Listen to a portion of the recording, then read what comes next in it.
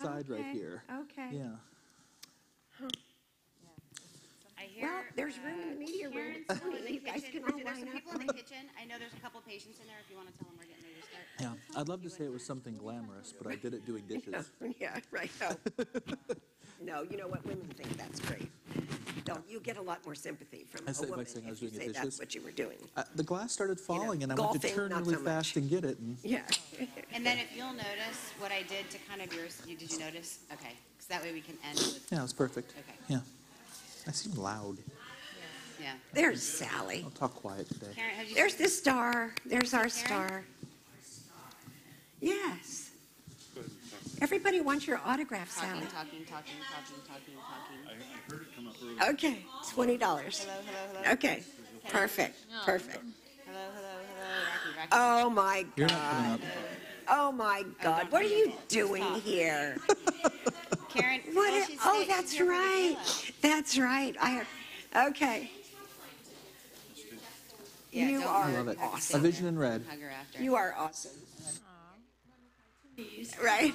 You are awesome. I look at you in red, darling. Did the exchange go okay at home? Should I sing a song? The exchange go at home okay? I just start singing. No. Nothing. Can you hear me? I was just saying your husband taking over for you there. Oh, maybe I'm not on.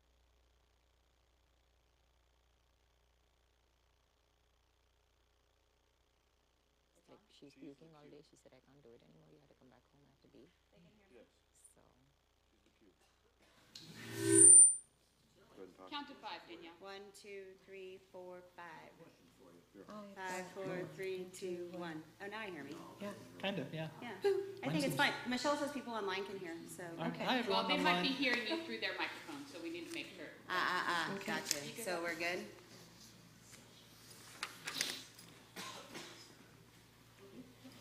Well, Yes, 1, 2, 3, 4, 5, 6, 7, 8, 9, 10. Well, hold on. 10, 8, 7, 6, 5, 4, 3, 2, 1.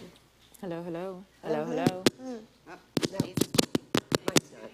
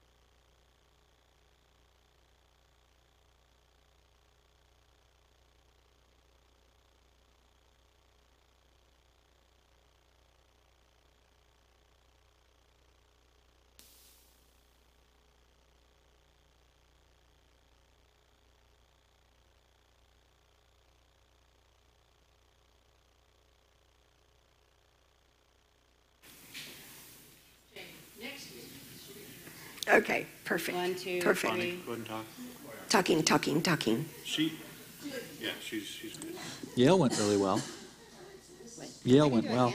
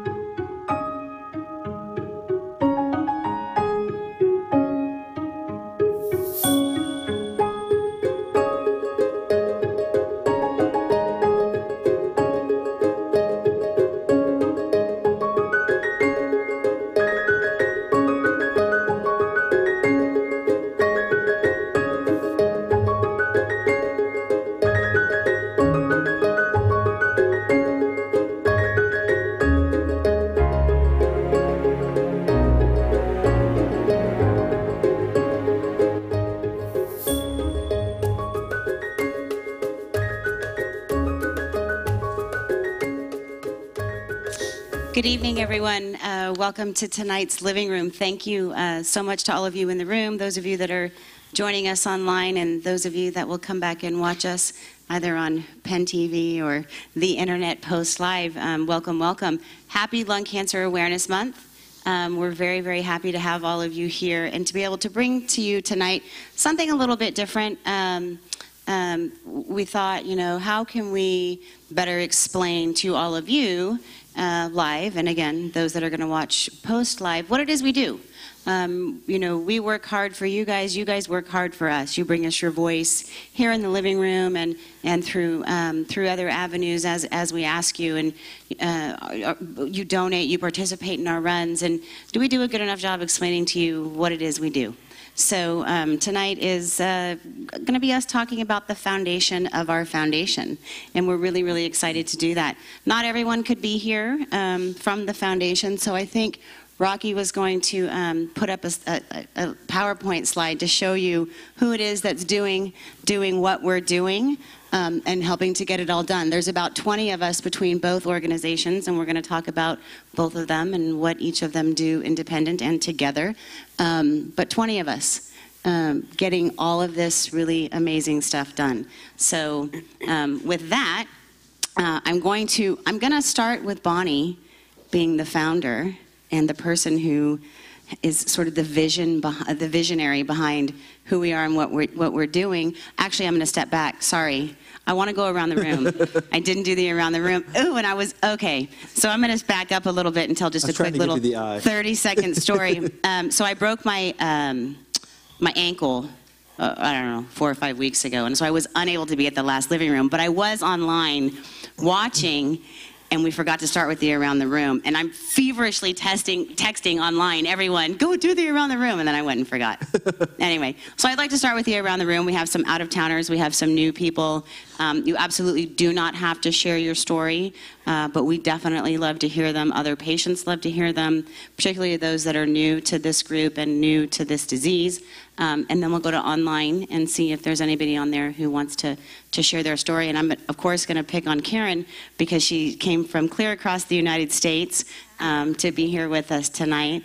And she's a longtime friend of the foundation, and we're so happy to have you. So if you wouldn't mind grabbing a mic and tell us who, it's right there on the table, Karen. Tell us who you are and what your journey looks like. Hi, my name is Karen Gornberg. I am here from Gainesville, Florida. This relationship to me has been a love affair for many years, actually. It began in 2009. I was diagnosed in 2006 and found them in 2009. I am a long-term Tarceva survivor. I have been on that medication since June of 2000, gosh, I do know, June of 2007. Yeah. And so I'm an outlier. There's something in my DNA. They're going to find it sooner or later. And the warmth and generosity of these people who share so much, they work for us, we work for them. And it is just a win-win situation for us all. We started an event in Gainesville called Run Amok with the Duck. Here is the duck. He's here with me tonight. This is Crackers. And we love the idea of being able to actually be doing something, not only just swallowing a pill every day, which I still do, very happily. So anyway, I'm here, and when I found out this living room was being moved to today, I switched my plane ticket because I'm here for the Lung Cancer Gala this coming Saturday. Always a time of renewed energy and enthusiasm for me. So I am thrilled to be here and to see so many smiling faces. It's all good, and things are happening every day. Thanks, Karen. Hi, I'm Sally, and I was found early because I was proactive and put myself into a early detection cancer study. And after 5 years, one of the nodules they were watching grew, and it turned out to be malignant. And I had my lower right lobe removed, and I, knock on wood, even though I have many other nodules, I have been cancer-free for 8.5 years. And I'm a big proponent of early detection. as we all are.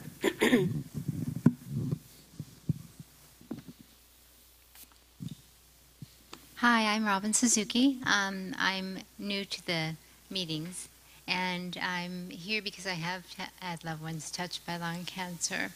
So I'm excited to learn as much about the foundation as possible. Thanks, Robin. Hi, I'm Yan.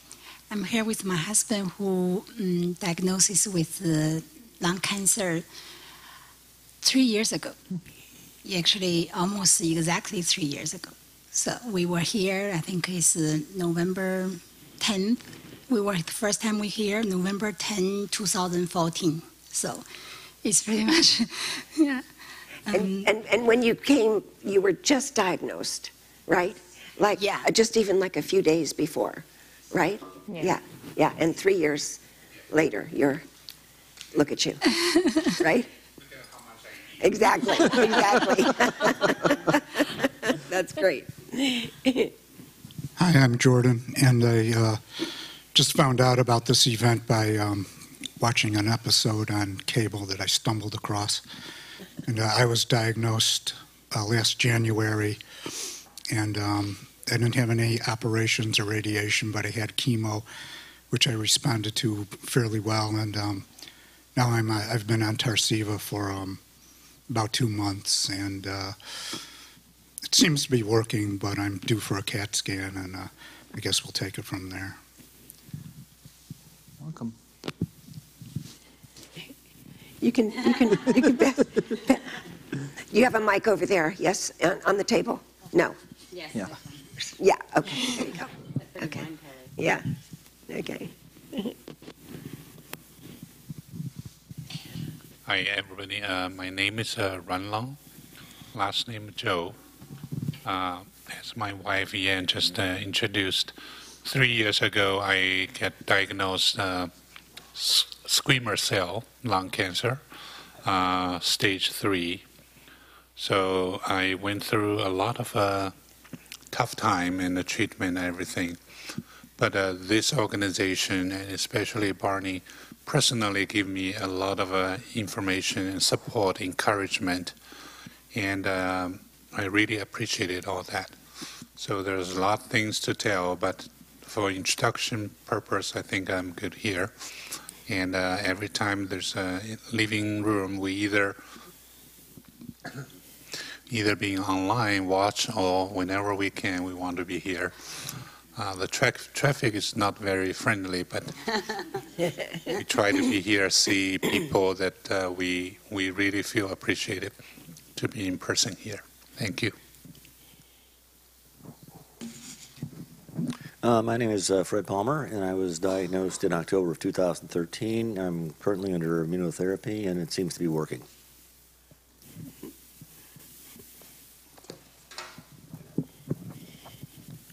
I'm Dave Carlin, and I was diagnosed EGFR in March of this year. And luckily, my wife Barb is with me today. She found the foundation like a day or two later through connections at a dog park, if you can believe it. And so I was here and meeting Michelle, and within less than a week, and in my first living room just a couple weeks later. So I want to say, first off, thanks so much for the award that I received at the San Francisco Walk, which is on the table. I brought it to share, the Spirit of Hope Award, because the hope goes both ways. So the hope that maybe I provide comes back to me in spades from all of you, all of you. To have Karen here is just a joy. She was here, she happened to be here, I'm not sure how often she comes, I'm being from Florida, but she happened to be here that first time I came. It's all about you, Dave. She knew you were coming. She knew. So she got on a plane and flew right. You know, she had a 1 week warning. But to see somebody who was going to be on the drug that I was going to be on, living 10 years later, totally changed my outlook on how I dealt with this in the first 30 days. So, Karen, thank you. You are a spirit. And all the others in the stories and the people I've met so far just since March have been just truly amazing. But something happened to me 2 weeks ago today that I wanted to share. and maybe you've got some feedback or some ideas or some thoughts. And anyway, I feel great. But 2 weeks ago, I got in my car. It's about 11 o'clock in the morning. I was getting ready to run a few errands. Barb was off far away with our dog somewhere. And all of a sudden, something kind of came over me, a feeling. And I tried to talk, and I couldn't. And I tried again, and out came gubba gubba. So I thought, okay, is this a stroke? Is this epilepsy? Is this, what's happening? But everything else feels okay. So you start to panic a little bit, and then I realized I need to get to the ER probably before this gets worse, if it's going to get worse. So I got out of the car, walked fine, over to my neighbor's house. We live on a hill, so I go up their stairs, knock on the door. Nobody home, down the stairs. I'm walking fine, I feel fine, I just can't speak. I see another neighbor walking out to their car, and I walk over to him, and he knows I have lung cancer, so he thinks I'm winded from going up and down my neighbor's stairway. But I can't talk. But after about 1 or 2 minutes, I'm able to get out one word, and I just say the one word I figure will get me to the ER, stroke. So he's about 25, this kid, and he actually works for PAMF, and I'm a PAMF patient. So he gets me over to Sequoia, and they get me in there, and within a couple minutes of driving along El Camino, I'm already getting a word back, you know, a couple of words, a short sentence. By the time I check in, I'm fine to tell them what I have going on. And they do an EKG, and they did an MRI and all kinds of things, and 3 hours later, Barb and I were having lunch, you know, somewhere in San Carlos. So it was a very strange seizure, which is probably what it was. And when I was diagnosed with lung cancer, I had metastases in the brain, 6 lesions, which they treated with SRS. And one of those has, months later now, because this was back in April, March or April, I've got some swelling. And so the swelling is pressing on my frontal lobe, which controls speech. And so for a couple of minutes, maybe 5 minutes, it kind of short-circuited. So I don't know if any of you have had anything like this. We had sent just a quick email into Michelle. She didn't, you know, really know what she was going to ask around, but it was kind of an unusual thing. So they've got me on an anti-swelling drug for the brain, kind of like prednisone, but and they're starting to actually taper that off. I'm going through a barrage of tests to make sure there were no other stroke issues, which don't seem to be. I've had an echocardiogram, I had the Holter monitor, no AFib, all my ventricles are good in the heart, and I have an EEG scheduled in about 10 days. So, and I have had no other seizures, and it was a seizure because I had a loss there of something in the brain, but there's been nothing else, and I feel completely fine. And hopefully, you know, we get the swelling under control, and they've got me on an anti-seizure medicine, plus I've got like the magic pill in case I really go down and have a major seizure, you know, I've got one of those on me. But otherwise, that's what's new with me. You know what, Dave, just you sharing that story, which is, you know, so important, and it's really the reason why we have this living room. And you just made it very important to people here and people online. If and when they experience something like that, they're going to know exactly what to do. And they're going to be just a little bit less terrified. Well, I hope so. They're seeing right. what you did and what the outcome is. It's this experience. It's these shared experiences. When the first time I came 7 months ago, I realized that trying to guess the future was ridiculous and impossible. Everybody has completely different, unique experiences, and so just be ready for the unexpected. And when you get to it, then deal with it. Yeah. And your medical team and your support groups are all behind you. Yeah. And to think about all the what ifs, you'll drive yourself crazy. So I don't spend any even if you negative don't energy have there. cancer, trying to overthink the future, of course, right? with anything, Yeah. with just life. So Dave, I have a question. Is there a neurologist involved at this point? Yes. So I went back after the ER. Like 3 days later, I was with my radiation oncologist who handled my brain. And then he put me in touch with a neurologist like a week later. And so I've been with her. and I'll do some follow-ups with her. I go back again in about a week to see her. And then it was the brain MRI that did at Sequoia that showed the swelling. Well, actually, my previous regular MRI did show swelling. I just wasn't having any symptoms. So is it called, necrotic tissue? Yeah. Kind of looks like probably dead tissue, scar tissue. Yep. There might be some cancer cells still living in it, maybe not. But around that was some swelling. And so they were keeping an eye on it. Yeah. But they had never mentioned to me that this could happen. Maybe they didn't think it was enough. They were just keeping an eye on it, and they didn't maybe want to put a scare into me. I don't know. Yep. But it happened. It was literally, it was 5 minutes. It took longer for full sentences to come back, but within 5 minutes I was speaking. Yeah. And so it was a very scary thing.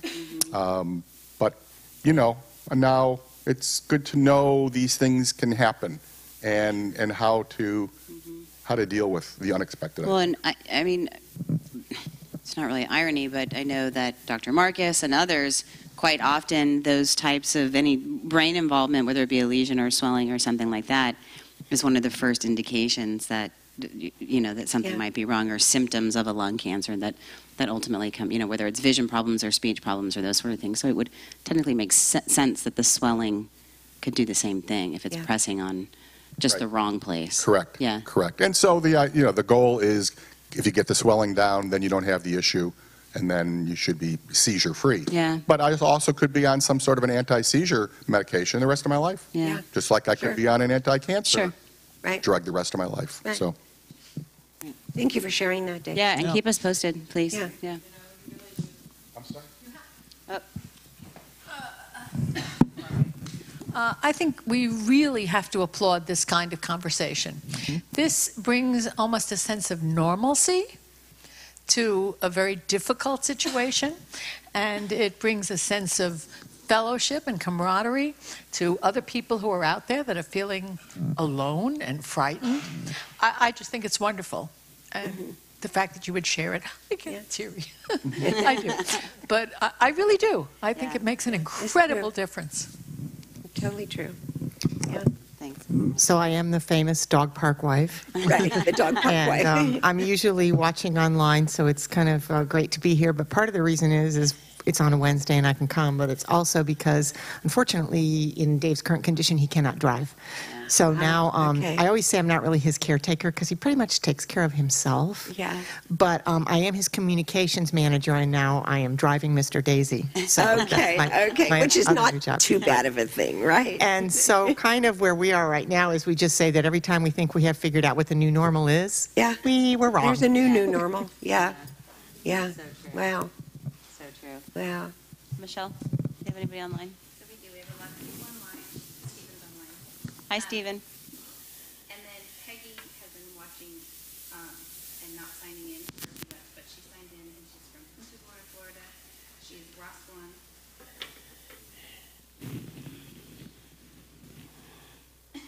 She's Roswell. Metastatic. She was diagnosed on June 30th of 2016, completing 15th month on crizotinib. Oh, great. Welcome. And several people online. Kim's online too. Oh, great. Sure. Anybody else who has not introduced you want to? I know you don't. There you go. Come on. You've got to have something to Okay. say. Okay. I'm Ina Bauman. I guess I've been coming, I was trying to think for about 8 or 9 months now. But I've known, I've known about the organization, and I realized I had stage 1 cancer. I have a upper left lobectomy. A couple things on the right side that we're watching, but so far no treatment. And one of the things I think that I probably haven't shared before was how much I wished I had known about this. I was diagnosed in January of 2015, so coming up to 3 years. And even though I'm pretty connected in the area with a lot of people, no one told me about the, Bonnie Addario Lung Cancer Research Foundation until I met a board member on the ski slope in North Star a whole year and a half later.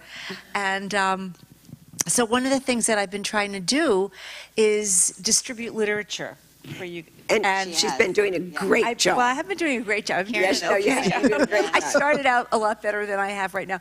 But And it is the most amazing thing when you take samples of the, what's available here, the handbooks, and you bring them to people that should know about this, and they don't. So the reason I'm saying it is because I think maybe somebody else might, if anybody else is so motivated, there's a lot of places that we can go. Absolutely. And I've covered a lot, but there's a lot more to cover. And each time I go somewhere, I'm amazed at how no one really kind of knows about it. It's just, I'm talking about oncologists and pulmonologists. Right. Exactly. Here, local. Right. I think there's a tendency when people think of nonprofits and advocacy, they think of people like marching the Hill and lobbying and doing that kind of stuff. Yeah. So it's not.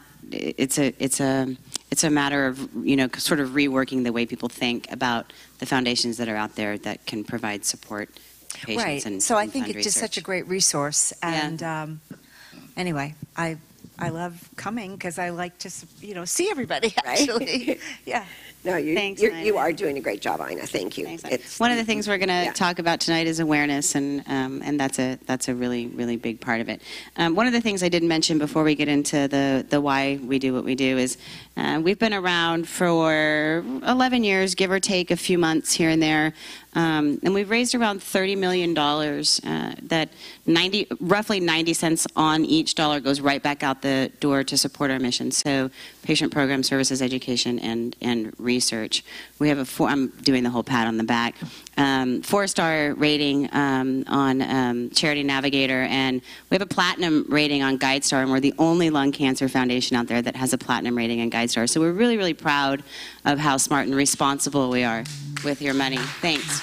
Well, and what that means is we have been thoroughly vetted, our financial information Rigorously, and, our metrics and how we monitor what we're doing and getting the feedback. So it's not easy to get those with that recognition. It's really not, and it's something that we're very, very, very proud of because not many organizations out there can say, lung or otherwise, can say that they are that responsible with their donor dollars, as responsible as we are. So with that, let's kind of jump into maybe some introductions, and then we'll jump into your story and why you do what you do. So David, I don't know if you want to just introduce yourself really quick. Yeah, David LeDuc. I'm the executive director here for the foundation.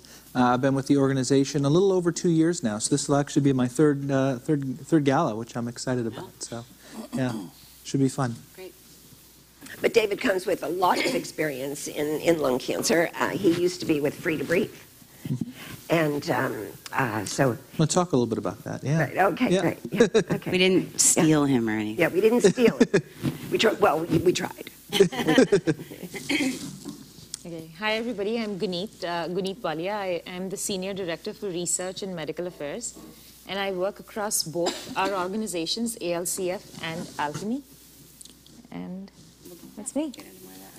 And I'm Danielle Hicks. First and foremost, well, not first and foremost mother, I guess, but daughter of Bonnie, oldest daughter, as my sister, who's not able to be here tonight, is more than happy to share every time it comes up. That she's the younger daughter. She's the younger daughter. And I've been with the organization for about 8 or 9 years now, and my role here is to lead up patient program services and education. So we have a great team of folk that help me do that. I definitely don't do it all by myself. And who are you? Well, I'm Bonnie, mother to the oldest daughter, and founder of this organization and the second organization, which is Alchemy, which I'm sure we'll be talking about at this point. Yeah. Did you ever have lung cancer? Oh, yes, and I'm a lung cancer survivor. Yeah. 13 years, 12 or 13. 13. Yeah. 14. Listen to the director of marketing in the back of the room. 14. It's almost 14 years. Yeah. Long time. Yeah. And I'll tell you a little bit why I'm a survivor. Right. I think you should, because they told you adenocarcinoma stage 3B. Go. Okay, so 14 years ago and change, I was diagnosed with lung cancer. But it took me a long time to get diagnosed, like I'm sure many of you. It's not a new story, it's an old story. Find it by accident, because it's really only been recently that there's been approval for CT screening as a means to have early detection for lung cancer.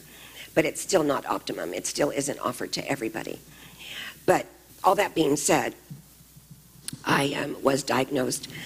I only have one vocal cord, so that's why my voice is so sexy.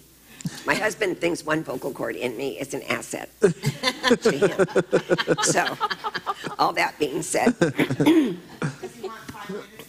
Right, exactly. I finally got diagnosed myself and ended up going down and paying for a full body scan. The radiologist came out and he pointed to this tumor that was growing on my heart and my aorta, and he said, take this to your doctor today. So I did.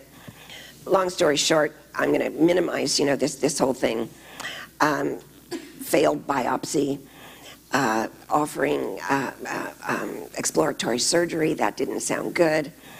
I don't believe in coincidences, and I really believe that everything happens for a reason. And thank God that the physician they were referring me to was on vacation, because I went home from work one night and I was reading this little article, probably no bigger than this, in the San Mateo Times. It's a local newspaper here, about this surgeon that was, this thoracic surgeon from UCSF that was coming down to Sequoia Hospital once a week to teach the general surgeon at Sequoia Hospital thoracic surgery and how to operate on lung cancer patients.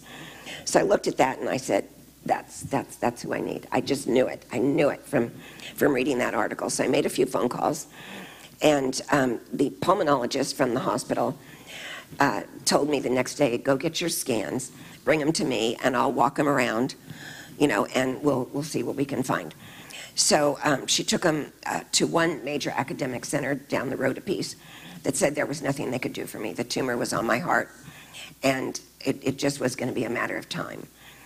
So, weeks.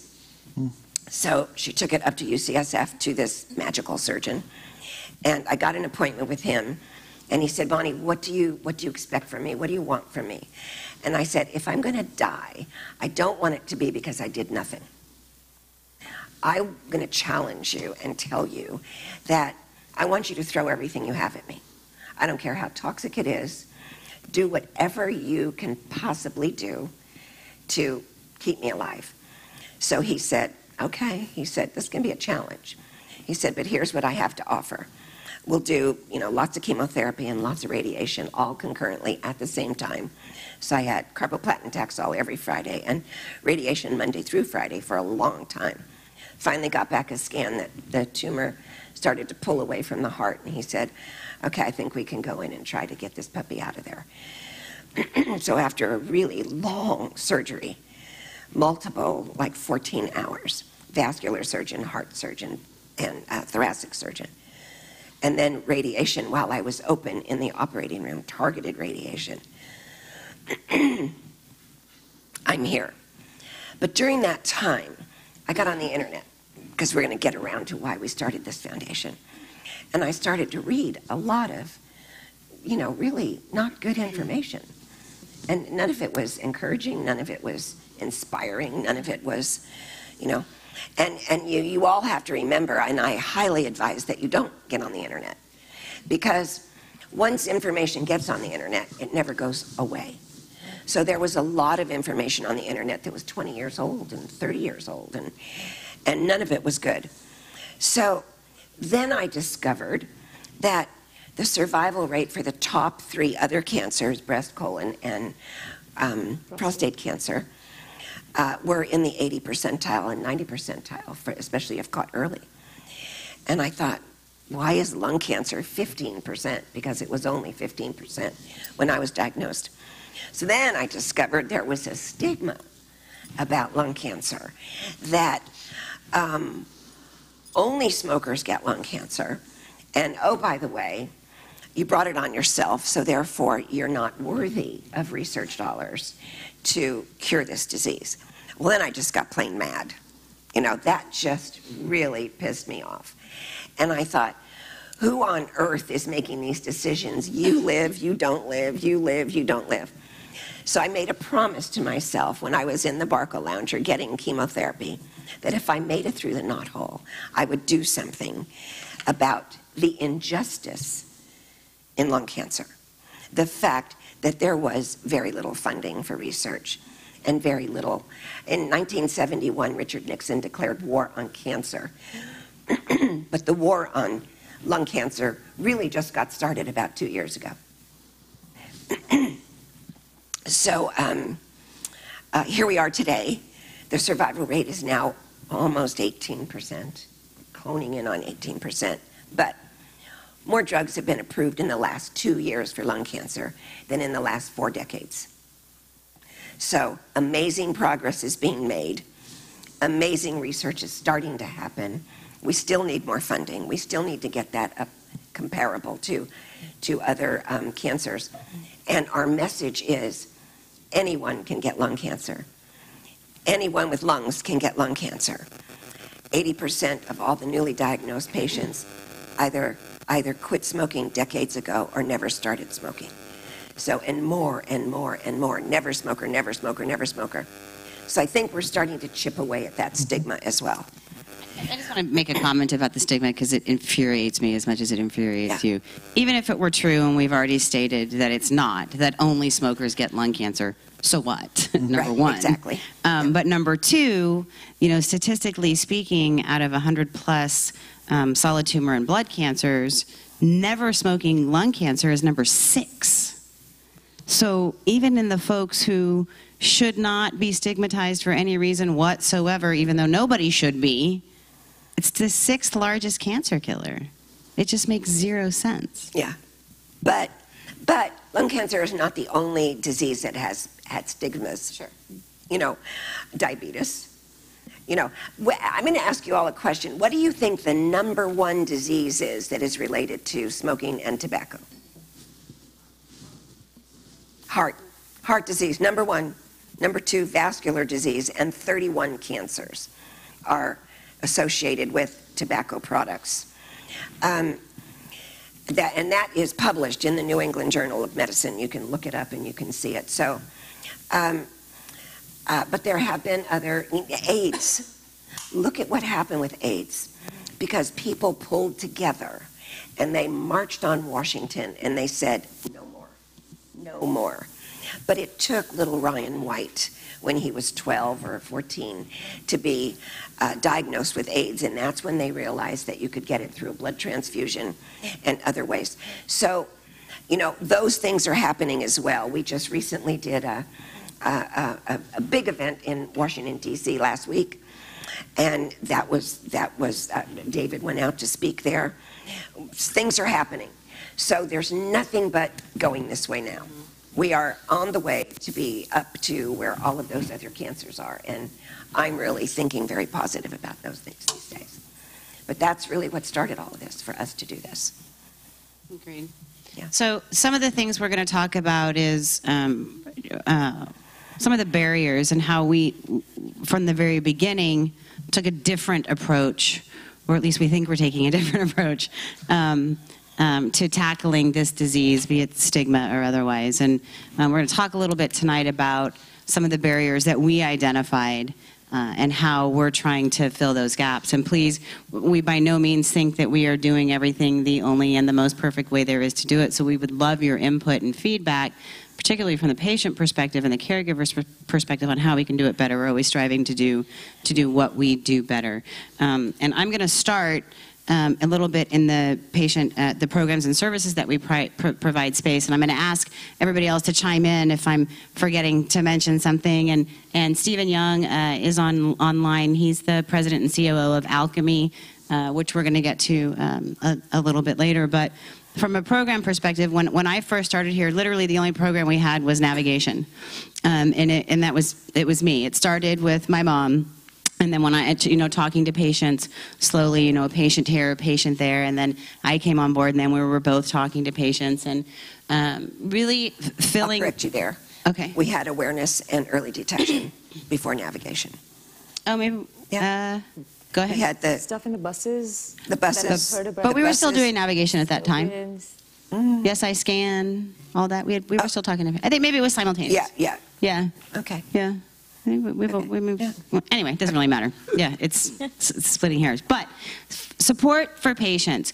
Quite often when a patient goes to their physician, they're in and out, right? If they have any time with anyone at all, it's with their nurses, or hopefully their nurse navigators if they're in a comprehensive lung program. But really helping to fill those gaps. Quite often when patients are there, they aren't thinking of the questions they want to ask. It's only when they get in the cars and they're driving home they think, oh man, I wish I'd have asked my physician. And of course, nobody wants to bother their physician until their next appointment. We provide that sort of help with answering questions, helping with questions to ask your doctor at your next appointment. We help facilitate second opinions with physicians around the world who are experts in lung cancer.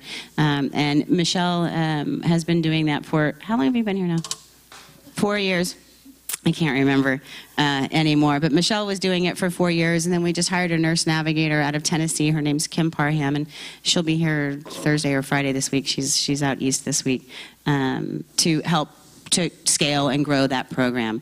We get probably about lately about 12 new patient calls a week, and we're constantly rotating through about 1,000 different patients at any given time that we're actively working with from around the world to help them to navigate this disease and to really navigate their new normal. And I know some patients get frustrated when you say that it's a new normal, but we all have new normals in our life. I mean, whether you're having a baby or becoming a grandparent or retiring from your job, all of a sudden things get new and you have to figure out how to work within it. So we're really, really proud of that program and working hard to develop some strategic partnerships to see how we can really scale that so that it can better benefit more patients. Did I forget anything about navigation? No, that's good. I'd like to add a little bit to it because I think it's an important piece. Danielle mentioned that her and Bonnie and Michelle and now Kim are the ones who predominantly have been taking those calls and working with patients over the years. But the truth of the matter is I've seen just about every person in the foundation work with patients in some way, shape, or form. We have cases, I had one recently where someone in the UK, I saw something on social media where they were 33 years old, diagnosed kind of in the middle of the country, and the caregiver said that the person was on a chemotherapy. It didn't seem right to me, a 33-year-old patient, and so quickly reached out through social media to find out what was going on, had they been genetic tested. And it turned out that they had, luckily, misunderstanding in terms of they were on the right drug, but we were able to get a referral through our network and through our connections to this person to go to the University of Manchester and make sure that the care plan that had been put in place was good. And it's every single person in the foundation who really takes this approach of patients first and making sure that we're having those conversations no matter where we are. We kind of drop everything when we hear about someone who needs something or has reached out to us. And again, it's everyone in the foundation, from Kim having, welcoming people when they come in, or that first contact on the phone, Ganeet with the scientific information and so on down the line. I think it's really the heart of our organization. Maybe it wasn't the exact first thing that was started, but I still think it really defines in many ways what this foundation's about. Absolutely. Did you want to add anything? Anybody else? I just want to say the foundation is a big, giant, warm hug. That's what the foundation is. That's what and it comes from you, the family, and it comes down to all of us. And that's what I feel every single day I walk in the door, this big, giant, warm hug. I think one of the things that you all, patients and caregivers alike, bring to the table that you don't even probably know that you do is absolute motivation on a daily basis to work harder, to do better, and make things happen faster. You provide that to us day in and day out, whether you know it or not. It really is a huge, huge part and reason behind what we do. Yeah, and besides that navigation, I think this program itself, it's already happened tonight, it's been mentioned several times. It's not just what we provide for people, it's what all of you provide by coming here and sharing your stories and communicating with each other. It adds to that element of really providing that support and guidance and knowledge sharing, because that's part of this program and a lot of other things. It's just really sharing that knowledge that all of you have by, unfortunately, having to live through the experience, but really being able to be an inspiration, a source of guidance, or even just an ear sometimes, because I know many of you are communicating outside of this kind of setting. So it really is, Ganeet said, it's a warm hug, it's a part of it, it's really the heart of who we are. And there's a lot of organizations in lung out there doing really great work. But I think, and then a lot of the patients that we work with also work with some of these other organizations on, on different levels and capacities. But every time they come back to us, they say, everybody's great, but it's different here because they actually feel like they're part of a family, like part of a community and something larger than just, an advocacy group. Karen? I so agree. I think you have created such an incredible intimacy. When you think about it, an international, incredible intimacy, where we feel so comfortable and so supported from far away. I mean, you're dealing with people all over, and yet they feel one-on-one that they're important, that I'm important. Yeah. You all are important. And I'd like to give you a pat on the back, too. Excuse me. Is that over the years, several people I know or know of developed lung cancer, and I would get a phone call, and I'd tell them to call Danielle, and then once Michelle began working here, and even if they weren't able to answer the phone when you called, or when these people called, they would call back later that night. And I know, Danielle, you called when you were away on vacation, and so forth. So these people are always here for you, no matter what's going on. They take the time for the patients. Thanks, Sally. That kind of, and what David just said kind of moves us into this meeting and how it got started. And I want to, before I let my mom go into sort of where where this came from, there's 225,000 people in the U.S. alone diagnosed with lung cancer, some form of lung cancer every year, right? There are less than 100 lung cancer specific support groups in this country for those 225,000 people. So there's a barrier, right? And so how can we identify that barrier and fill that gap, which is what kind of brought us into sort of the evolution of live streaming. But before we do that, I want you, please, to tell the story about how we were like, somebody's got to do this better. A long time ago, probably 6 years ago now, I was asked to go to an academic facility and talk to their support group. And I was honored, and I said, sure, I'll go. So I walked down there, and I walk in this room, and it's a small gray room with no windows, and a gray folding table and gray folding chairs. And gray walls and gray people. And gray people. And I thought, there's no one living in this room. There's no hope in this room. I couldn't feel it. I just felt a chill. And I was able to talk to everybody. I asked them all one question. I said, how many of you are working with a pulmonologist? Because your oncologist takes care of your cancer, your surgeon takes care of the surgery, but a pulmonologist is going to take care of your lungs. 2 of them raised their hands. I said, I want you all to promise me before you go home tonight, you will make an appointment with a pulmonologist. And if you don't have an appointment with a pulmonologist, do it. Because they with all the different symptoms that you have along the way, based on your cancer, you're going to have lung issues, you're going to have breathing issues, you're going to have, somewhere along the way, probably some pneumonia and different things like that. Your pulmonologist is going to keep your lungs as healthy as possible during your treatment. So anyway, I came back to the team, and it was a much smaller team then. I think it was, yeah. And I said, you guys are going to kill me, but we're going to start a support group. So we did, and we call it the living room, hence the reason for the name, the living room. We were going to have a place where people could gather and feel life and feel hope. So we did, and it got so big. People were literally standing outside, and we thought, you're trying to say something. I am. I just want to step back a little bit before you go to where we've gotten today. So you came home we're back from this meeting, this is what we're going to do, and it was right around the time that World Lung was in San Francisco, and we had our San Francisco 5K, and we started talking to patients at the 5K, like, what do you think about this idea, right? And my point here is that how we always kind of bring it back to the patients and what do they want. And I think the first living room, we had like 4 or 5 people in this room, and no cameras, no nothing, it was just us, and we basically said, okay, tell us what you want, and we'll build it. What are your needs? What are you looking for, right, in this type of a support group? And that was sort of where we started very small even before we had speakers. Yeah. So Yeah, and that was before we had speakers.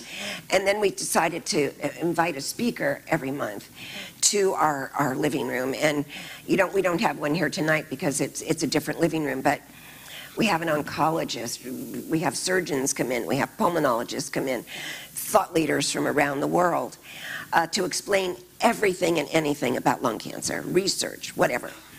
So that became very popular, and we videoed those lectures, put them on our website, but we thought, we're not reaching enough people.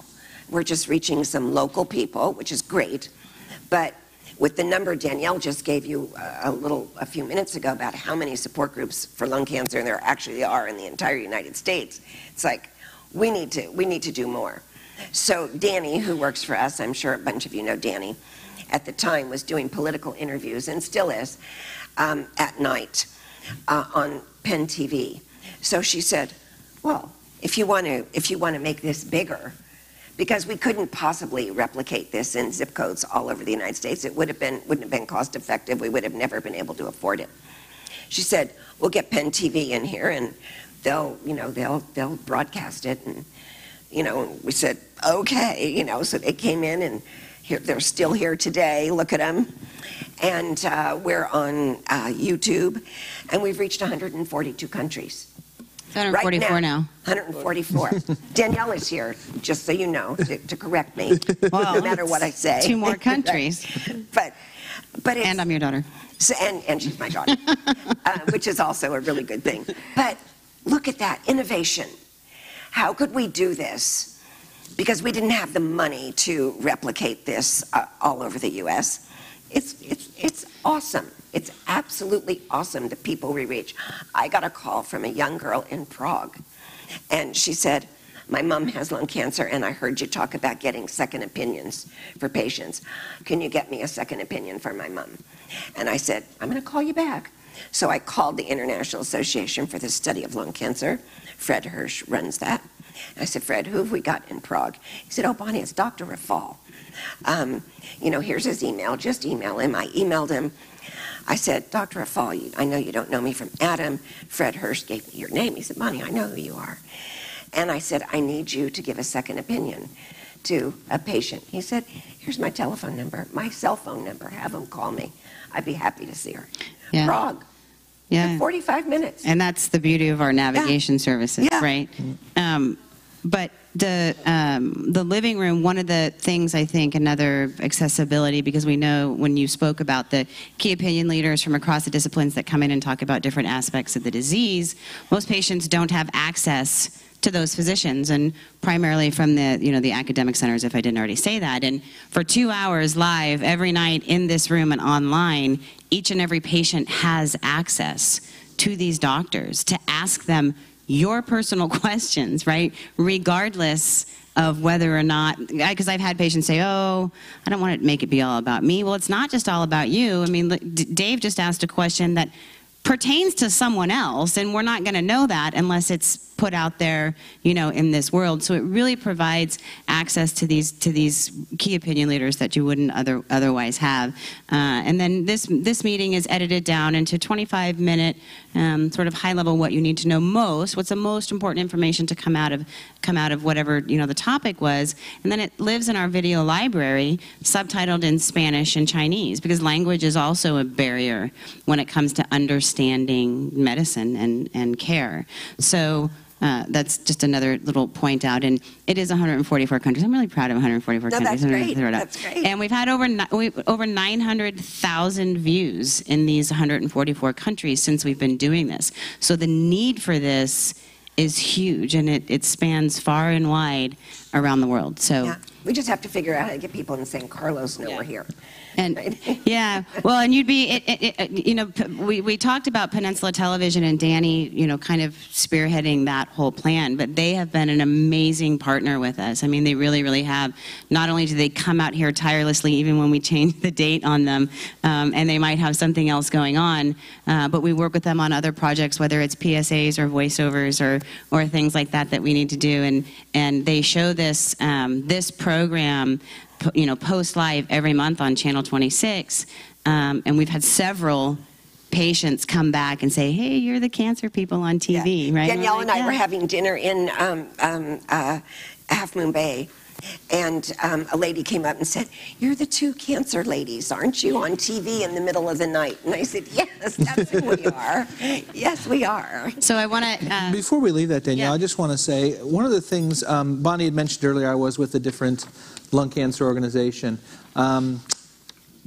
But I'm going to go back a tiny bit further even before that, just a little bit about my history, because I don't know if I've shared it a ton with everybody, maybe in some other settings I have. But my father was diagnosed with cancer back in 2000, and unfortunately, very late diagnosis, like many, passed away 4 months after he was diagnosed. I can tell you right now, my father was a Marine, then a fireman, then a police officer. He would have never walked into a support group. He just wouldn't have. He would have watched something like this online. I know our family would have, and we could have learned so much. One of the things that gets brought up a lot in these conversations is clinical trials. By the time we found out about clinical trials, my father was no longer eligible for a clinical trial, but having something like this as a resource would have been huge. So I ended up quitting my job after my father passed away. I did go work for the American Cancer Society. I, like many people, have a personal connection, became an advocate. And I left that after a short period of time, after about 4 years. I took a break from cancer and then ended up joining another lung cancer organization. And I kept going to these meetings, and I was hearing about this Addario group out in San Francisco. And, you know, I'd heard about Bonnie, and Ganit and I had run into each other at a few meetings, and we started doing a project together. And I was seeing Scott Santarello was here at the time, and obviously Andre and Danielle and Stephen and others, and I was getting to know the people. And I've got to say, I've been blessed. Everywhere I've ever worked, I've worked with really, really great people. That has certainly been the case here. It's part and parcel of why I joined. But even more so, the living room was a big part of it. You could see the impact it was having. 144 countries, 900,000 people. You could see the inspiration that was coming from it. And even though I was with another organization, I found myself watching this once a month, and I was learning, and I was seeing what was going on with these patients. And so, in addition to our Centers of Excellence program in Alchemy that we'll talk about, this was a big part of why I wanted to join this organization and be here. It wasn't that I was stolen away or left something that wasn't great, because we're fortunate in the lung cancer space that all the groups are actually doing very good work. But there was something different about this program, these people, the innovation, taking something that seemed like an intractable problem of not being able to have support groups and coming up with a solution of, well, why don't we just put it out there online? It was that type of thinking that was really attracted me to coming here. And I can say that certainly nothing has changed. As a matter of fact, we're going a little bit even crazier, and we'll talk more about that later on. But this program is just so important. Thanks, David. I just want to throw one little short thing. We were at World Lung, it was in Denver, I think, and I was talking in this room, and I looked over here, and this girl was crying. Oh, Vienna. That was in Vienna? In Vienna. Yeah. This girl was crying, and tears, big crocodile tears were coming down her face, and I made a mental note. When I finished, I was going to go and chat with her. So I did, and she said, "Oh, Bonnie," she said, I just have to tell you thank you." And I said, "Well, what for?" And she said, that 2 days after I was diagnosed, I was so overwhelmed, and I was in bed, and I found out about the living room, and I dialed in, and it made me so hopeful. I immediately stopped crying, and she goes, "And now I just want to hug you." From Australia. I'm sure she's probably online now. And in fact, our frame that Kim made for Lung Cancer Awareness Month, all of our Aussie friends in Australia have their Facebooks framed with our foundation on it. Which is great. And here we are in San Carlos. So it's awesome. Yeah. So I'm going to kind of not rush through the next couple, but I want to make sure that we have time to talk about research and sort of where we're going.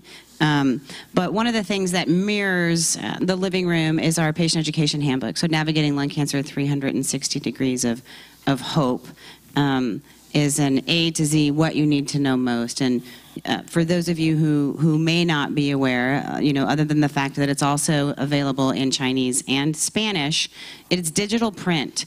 So, you mentioned how many drugs have been, approved over the last couple of years and how fast and furiously the landscape of lung cancer and treatment for lung cancer is changing.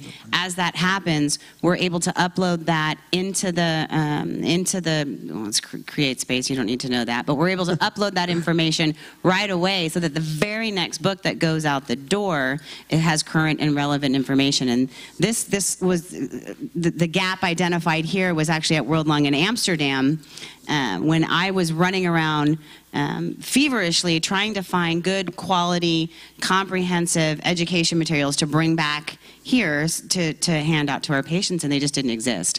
They either weren't comprehensive or they were published, 5, 6, 7, 10 years ago and completely irrelevant. So we thought, how can we do this better? And that was when we decided to partner with and go with Amazon in this digital print option so that we could ensure that each and every book that goes out the door is the most current and most relevant book. Everything that is in that book are the same things that we invite key opinion leaders to come in and talk about in this living room. So they actually do mirror one another very well. The next thing I want to talk about is our patient registry, and I know several of you have participated in the registry, and Sandra Shaw recently joined our foundation a couple months ago now. August to spearhead that. Sandra comes from a very, very long history of working in industry for a pharmaceutical company, and we had the pleasure of working with her for the last 10, 11 years or so from a fundraising perspective, and we couldn't be more thrilled to have her on board to spearhead our patient registry. She sent over, because she's the director of the registry, so I had her send over, because I wanted you guys to kind of hear in the words of the people who are running these programs. She said, empowered patients are part of the solution. They are able to provide their data to help researchers better understand the disease and develop better treatments. They can be a part of the lung cancer community and see what their disease looks like compared to other patients in the registry as soon as they become a member.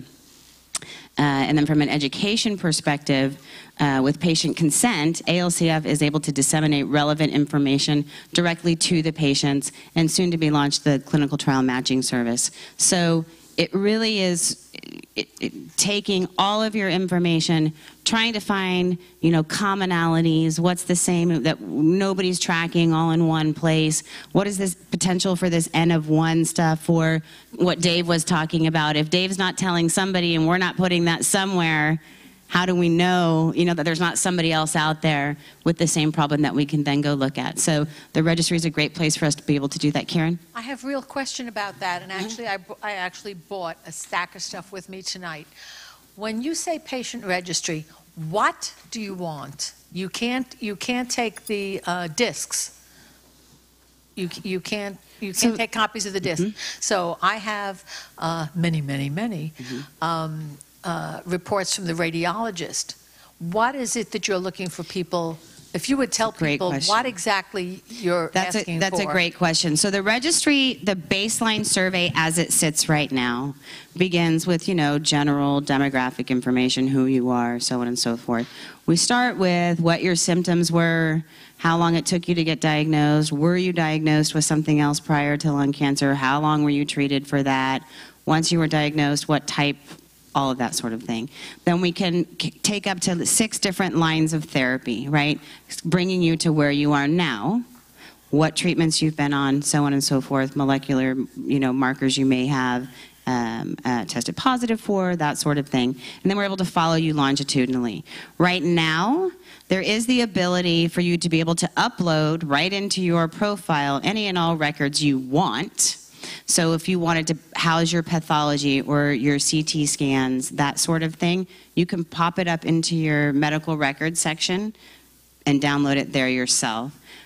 Coming soon is going to be the ability for us to actually attach to those who opt in for this to electronic health records, so that as research becomes relevant, we can go right into your health records and pull information relevant to whatever the study may or may not be. Does that help to answer your question? I have many paper You're asking I have if you many, can many. upload the paper. I have many, electronic. many. It's just lucky me. I do have many, many scan results. And here's what we don't want you to do. We don't want you to upload 10 years of medical Well, that's- history. that's what because I'm saying. what we're not necessarily interested in is what could potentially be construed as noise. So as research studies become relevant, based on some search and you opting in to participate in potential research studies, based on what the protocols of those studies may look like, we will then go back to you and say this is what we need, either through your direct upload or through access through your electronic health record.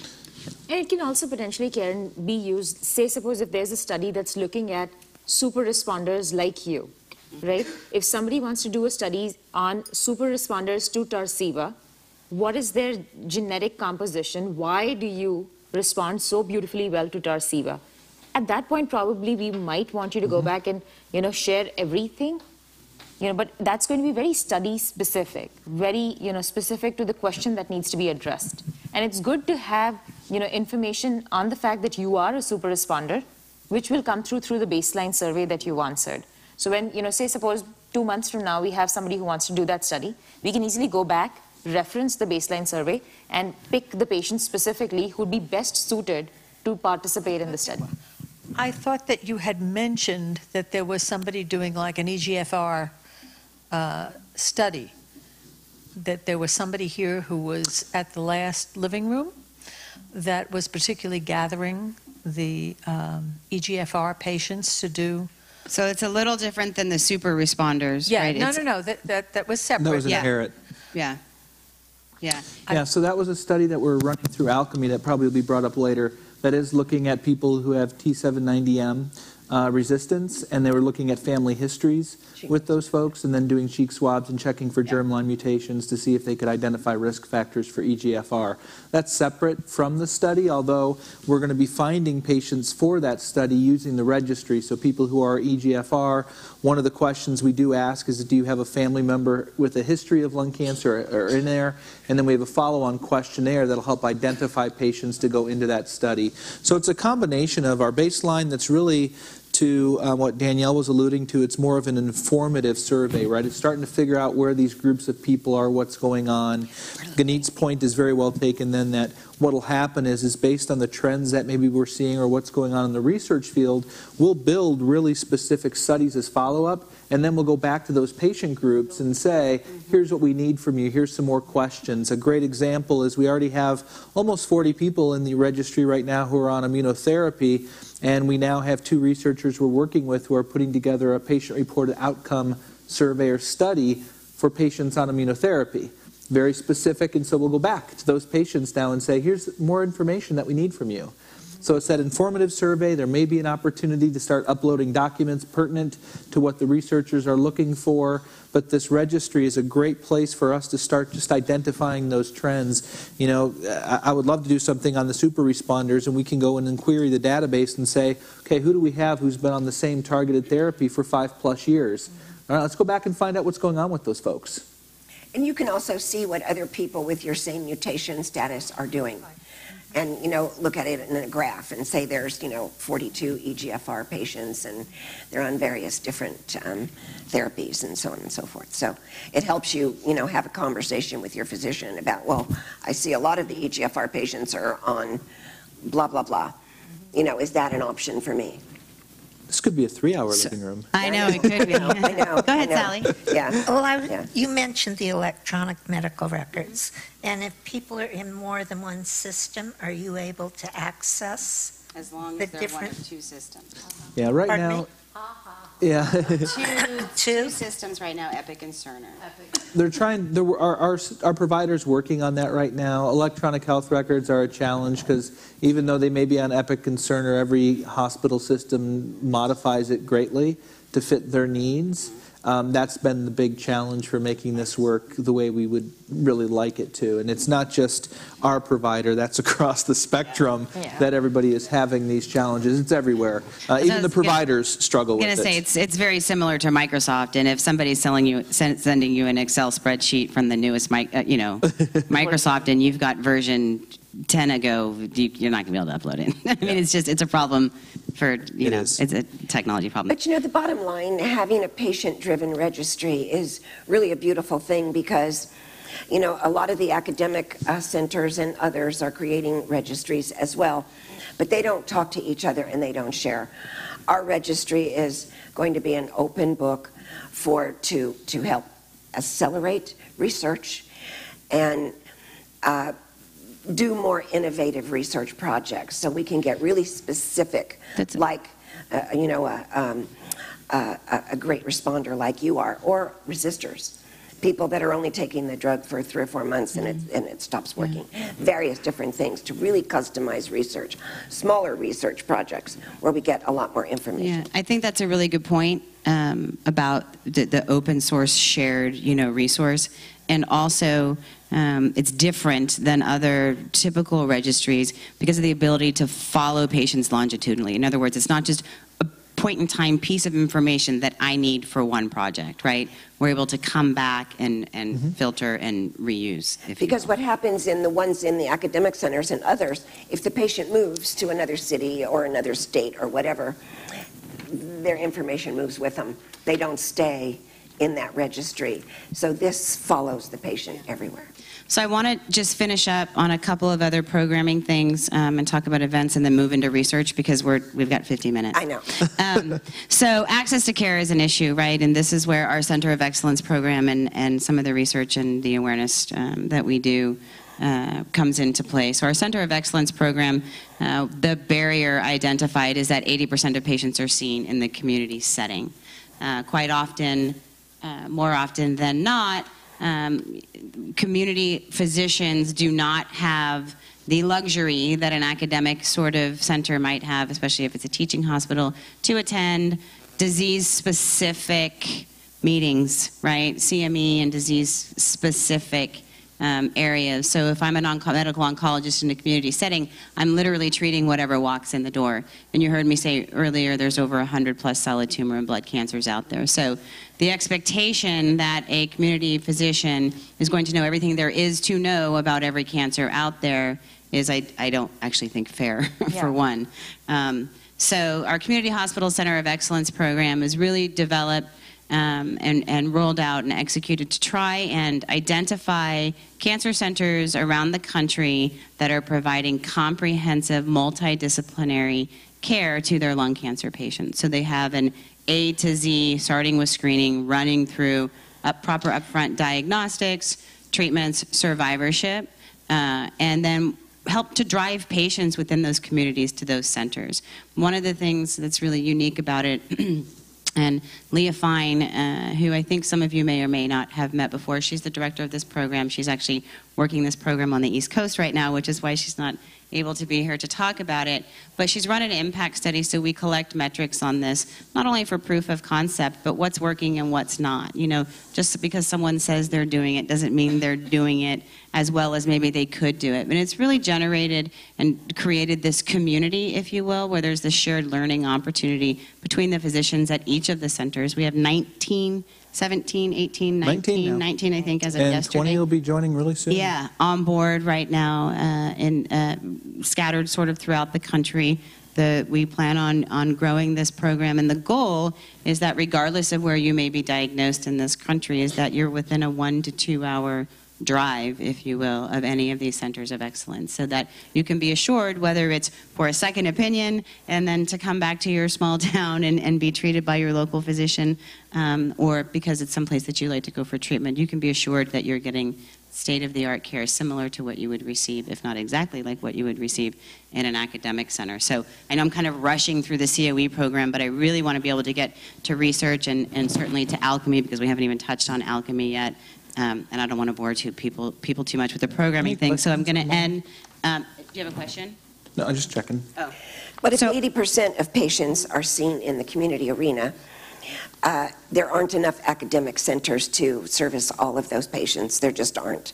And they're not, you know, in California, we're very fortunate to have so many all in a row, but that's not the case throughout the United States. So the goal is to geographically place these COEs so patients can get good academic-like care closer to their home. Well, we know with that a access specialist. to clinical trials, our hope is to be able to set these centers up, those that aren't currently running clinical trials or study through their centers, to get them set up and ready to do that so that patients can more easily access this type of treatment. We know that sometimes the best first-line treatment for a patient is a clinical trial, right? If not, maybe the second, third, fourth, fifth, sixth line. And we've seen people go through this time and time again. And if they can't get to the trial because they live in San Francisco and the trial's in Boston, right, how can we help to alleviate that problem? So we're really hoping that our centers of excellence and then the community hospitals within Alchemy are going to be able to help us sort of close that gap. So I'm going to finish up my part on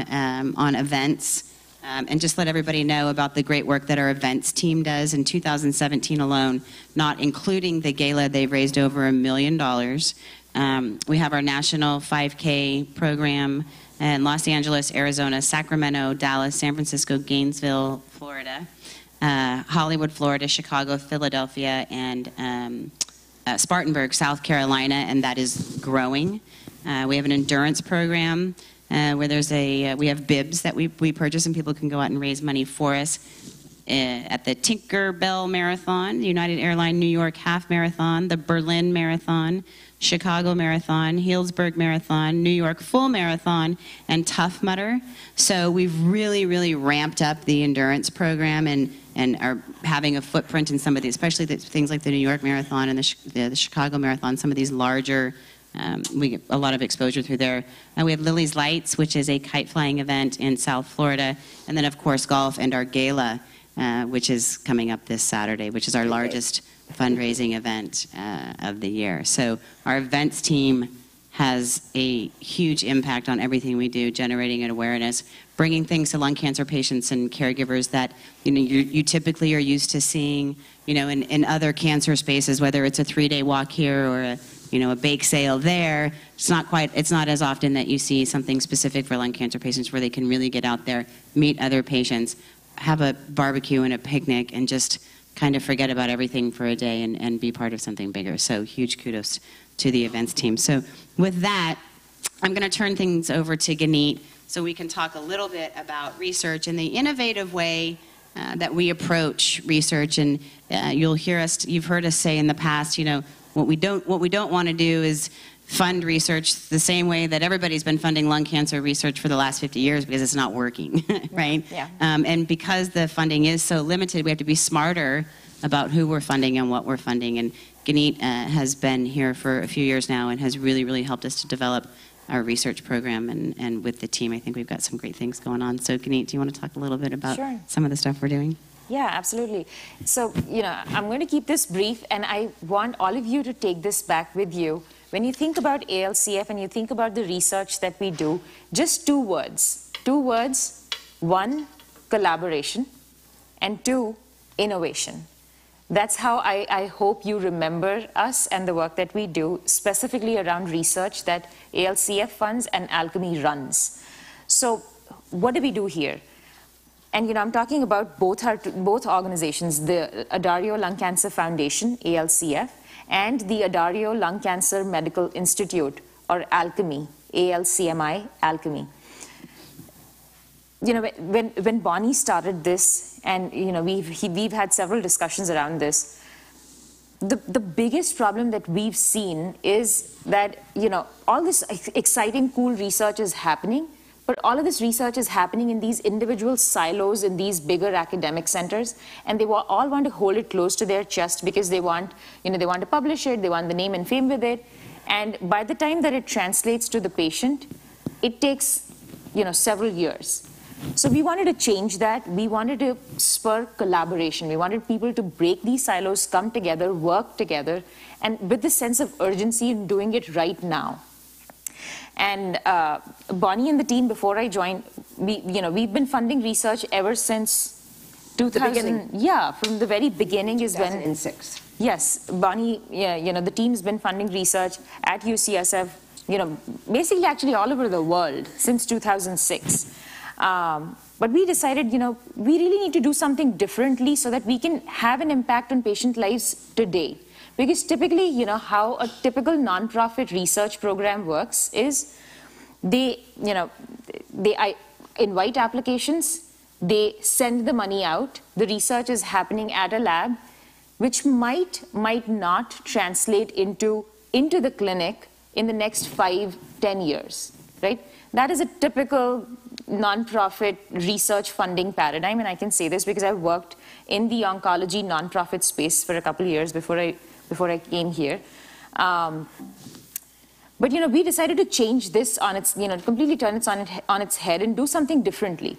So we decided we will not fund research that is, basic incremental change effecting. We want to do something that has impact on patient lives today. And I'm not saying that basic research isn't important. It is important because it needs to be done, because that's how we'll get to medicines, 20, 30 years from now. But we also want to make impact in the now. And therefore, the research that we run from within the Alchemy Consortium is something that can bring in patients from the community setting, from the academic setting, bridge them together, and have impact on patient lives today, as well as advance research, as well as bring new drugs to patients today, right?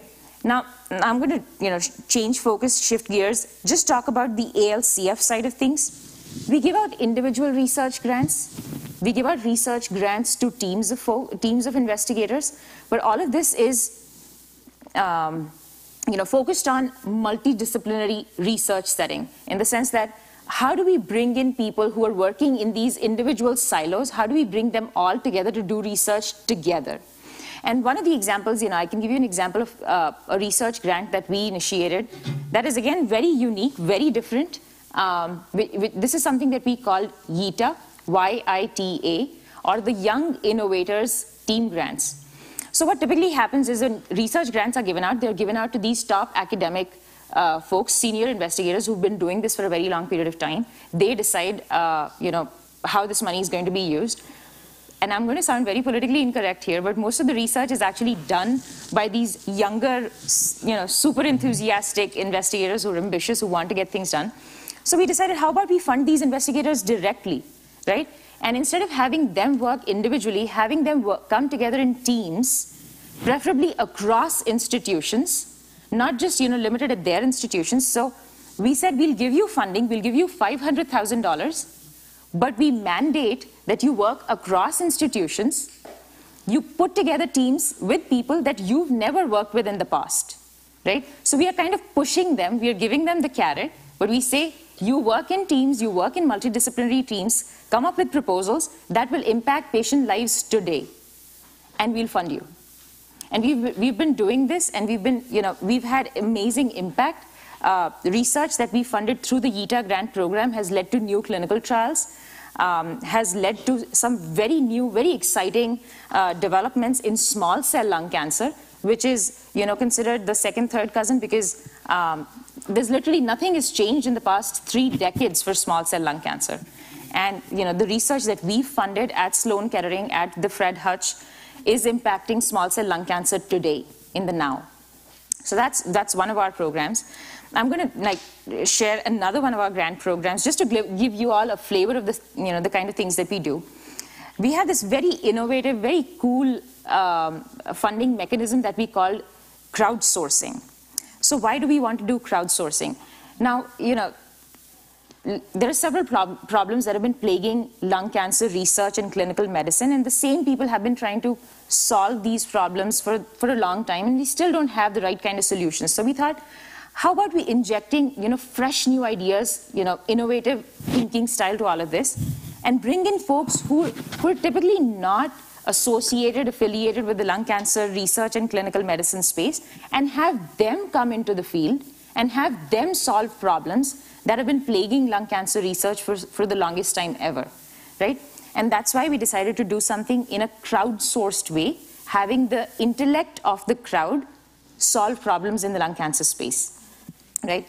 So we launched this 3 years ago now, and we run crowdsourcing challenges every year, focused on a problem that is critical, that needs to be addressed.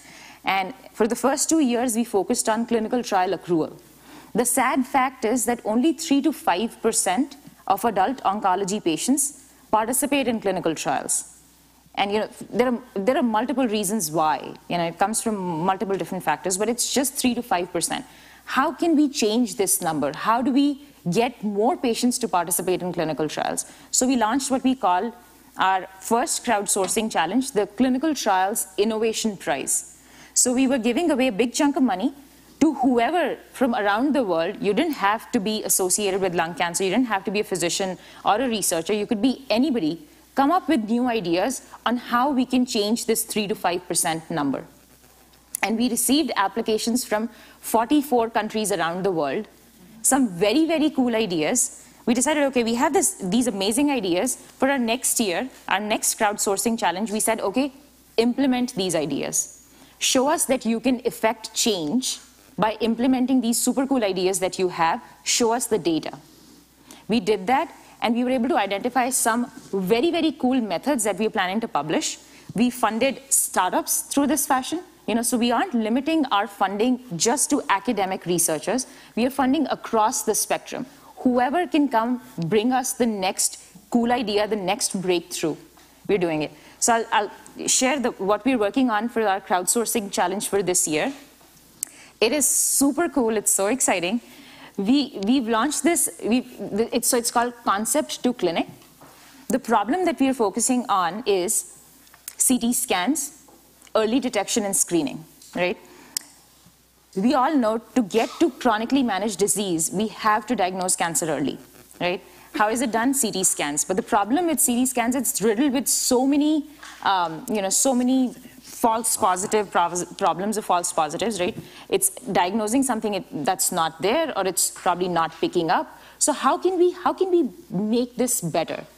So we decided, how about we reach out to the data science community, folks who are working in the artificial intelligence and machine learning space, and they look at huge databases of CT scans that we got access to, identify patterns by looking at all these CT scans to see if there's a nodule. First of all, is a nodule present on a CT scan?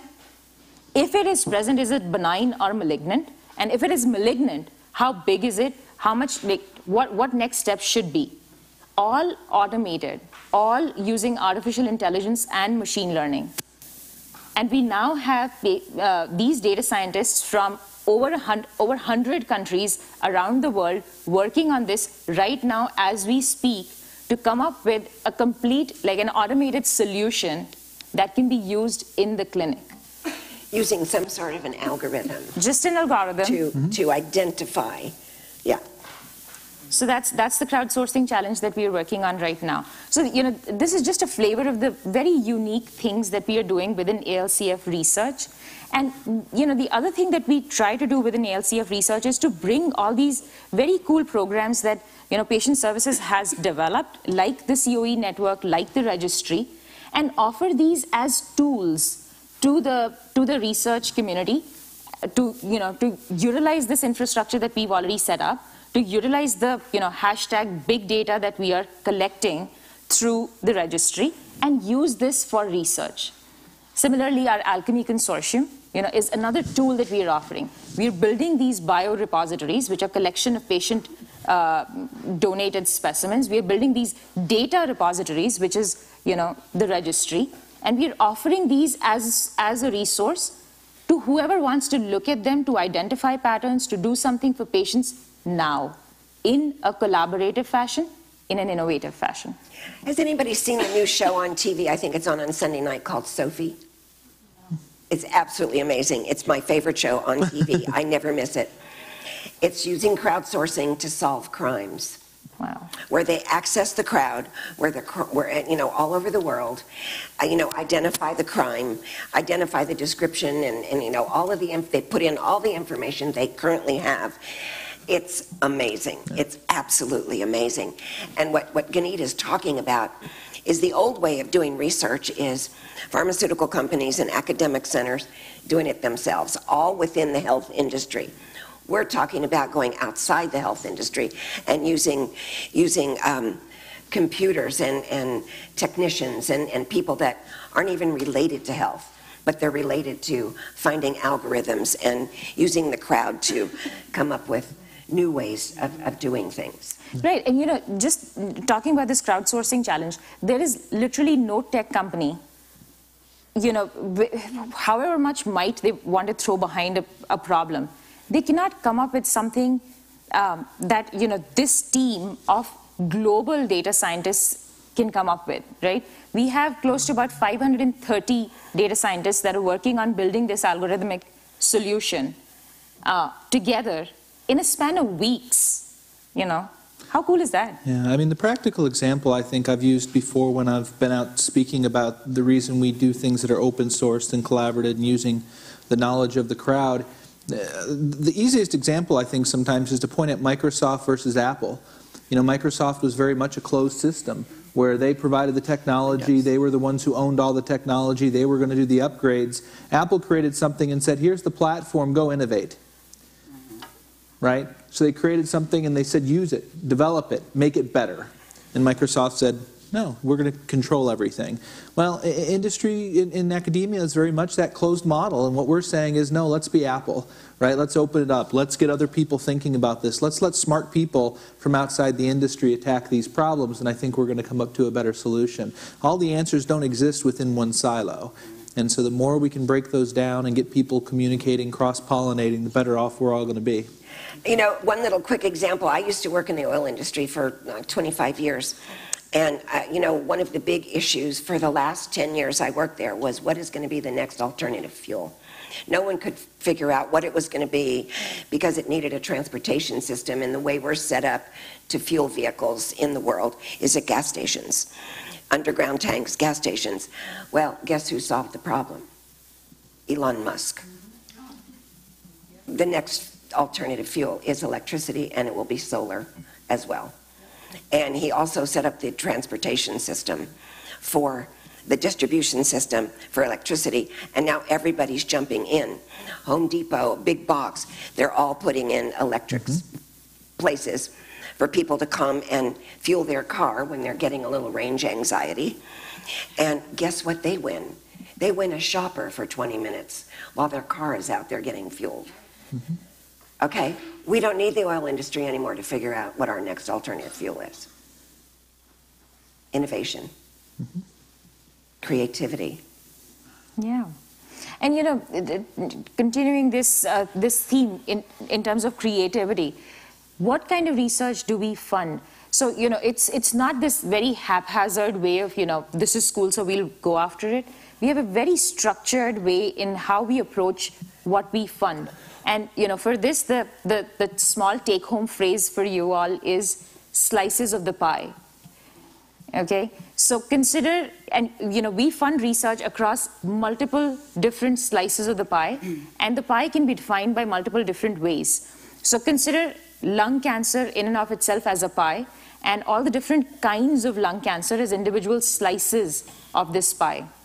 And we know for us to make lung cancer a chronically managed disease, we have to impact change for every single slice of the pie, right? So now, how can we dice and slice lung cancer pie?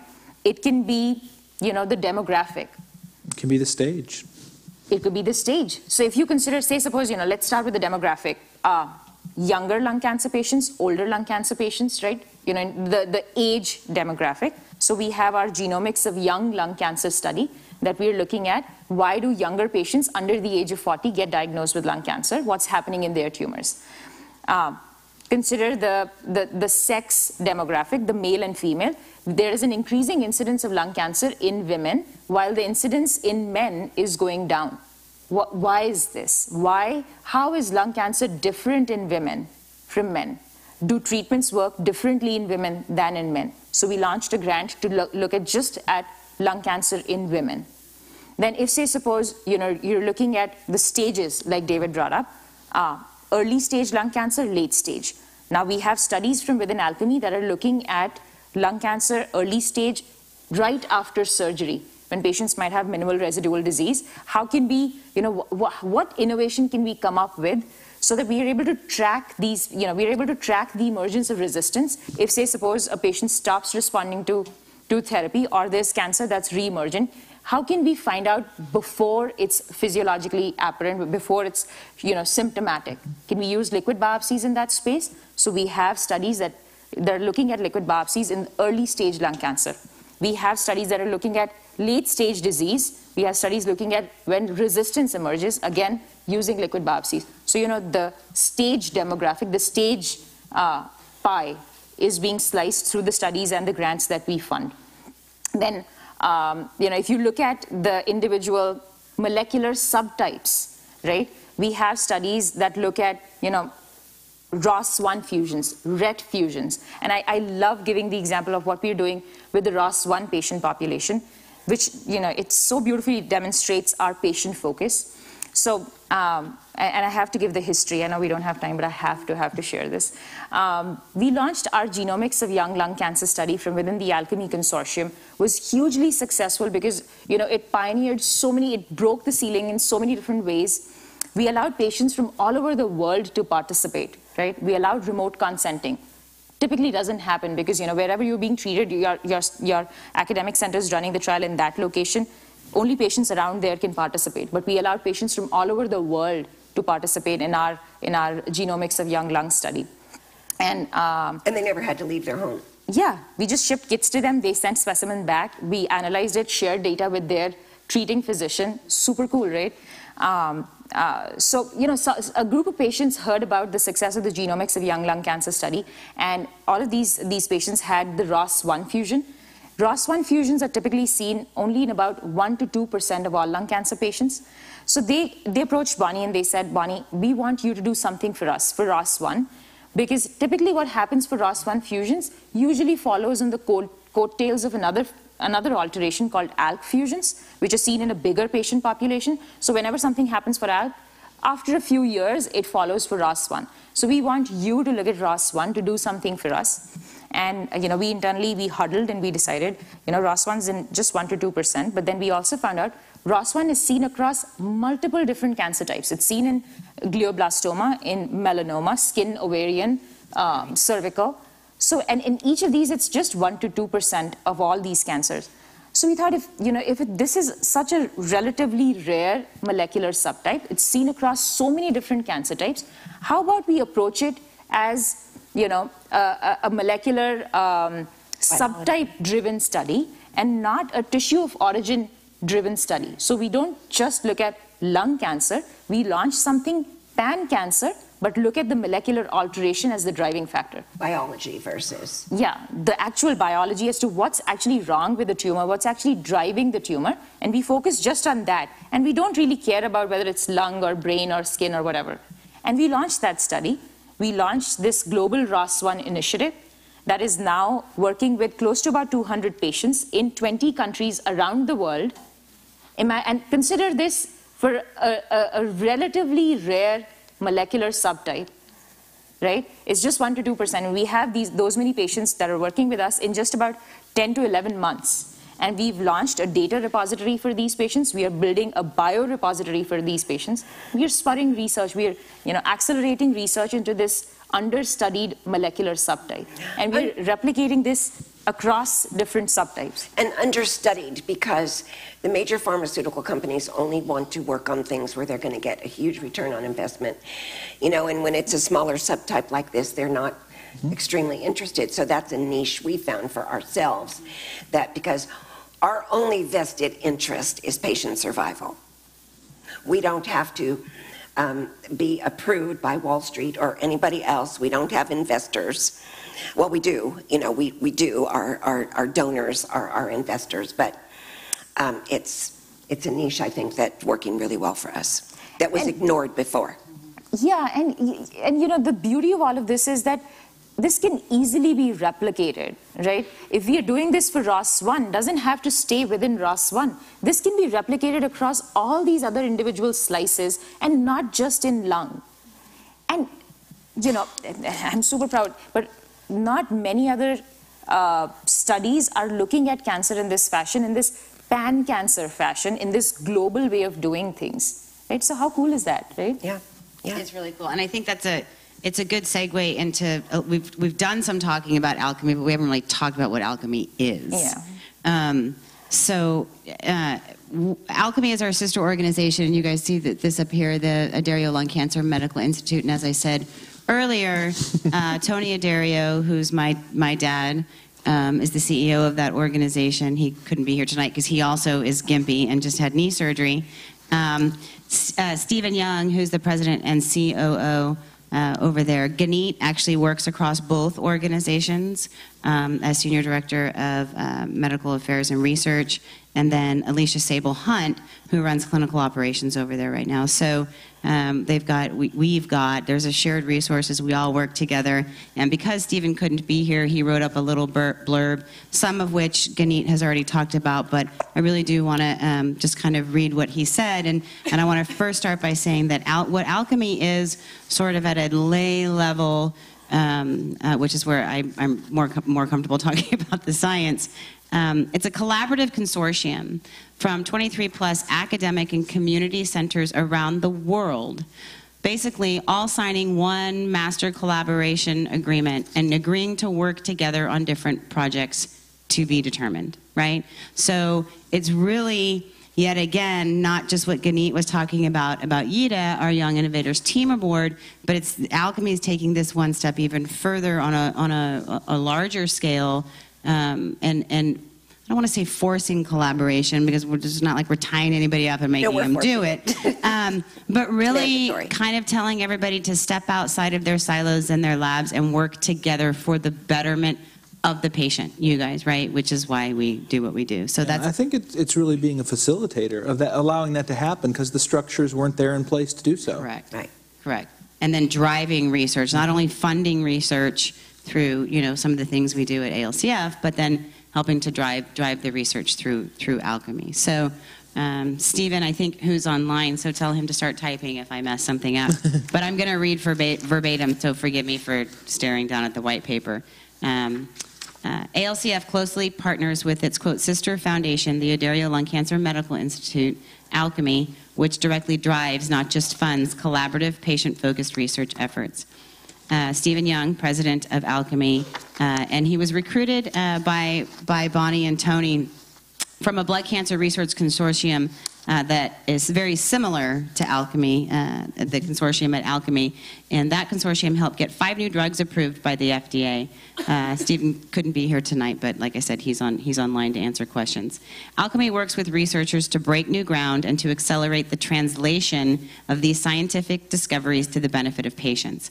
Established in 2008, Alchemy has now grown to become a one-of-a-kind lung cancer research consortium comprised of dozens of the world's leading academic and community hospitals all working together on research studies for the benefit of patients everywhere. He said that so much nicer than I did.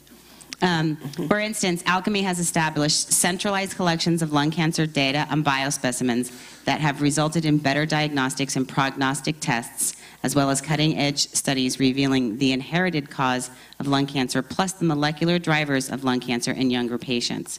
Ganit talked a little bit about some of that earlier. The latter's tumors are shown to be highly enriched for mutations for which targeted and effective drugs are already available.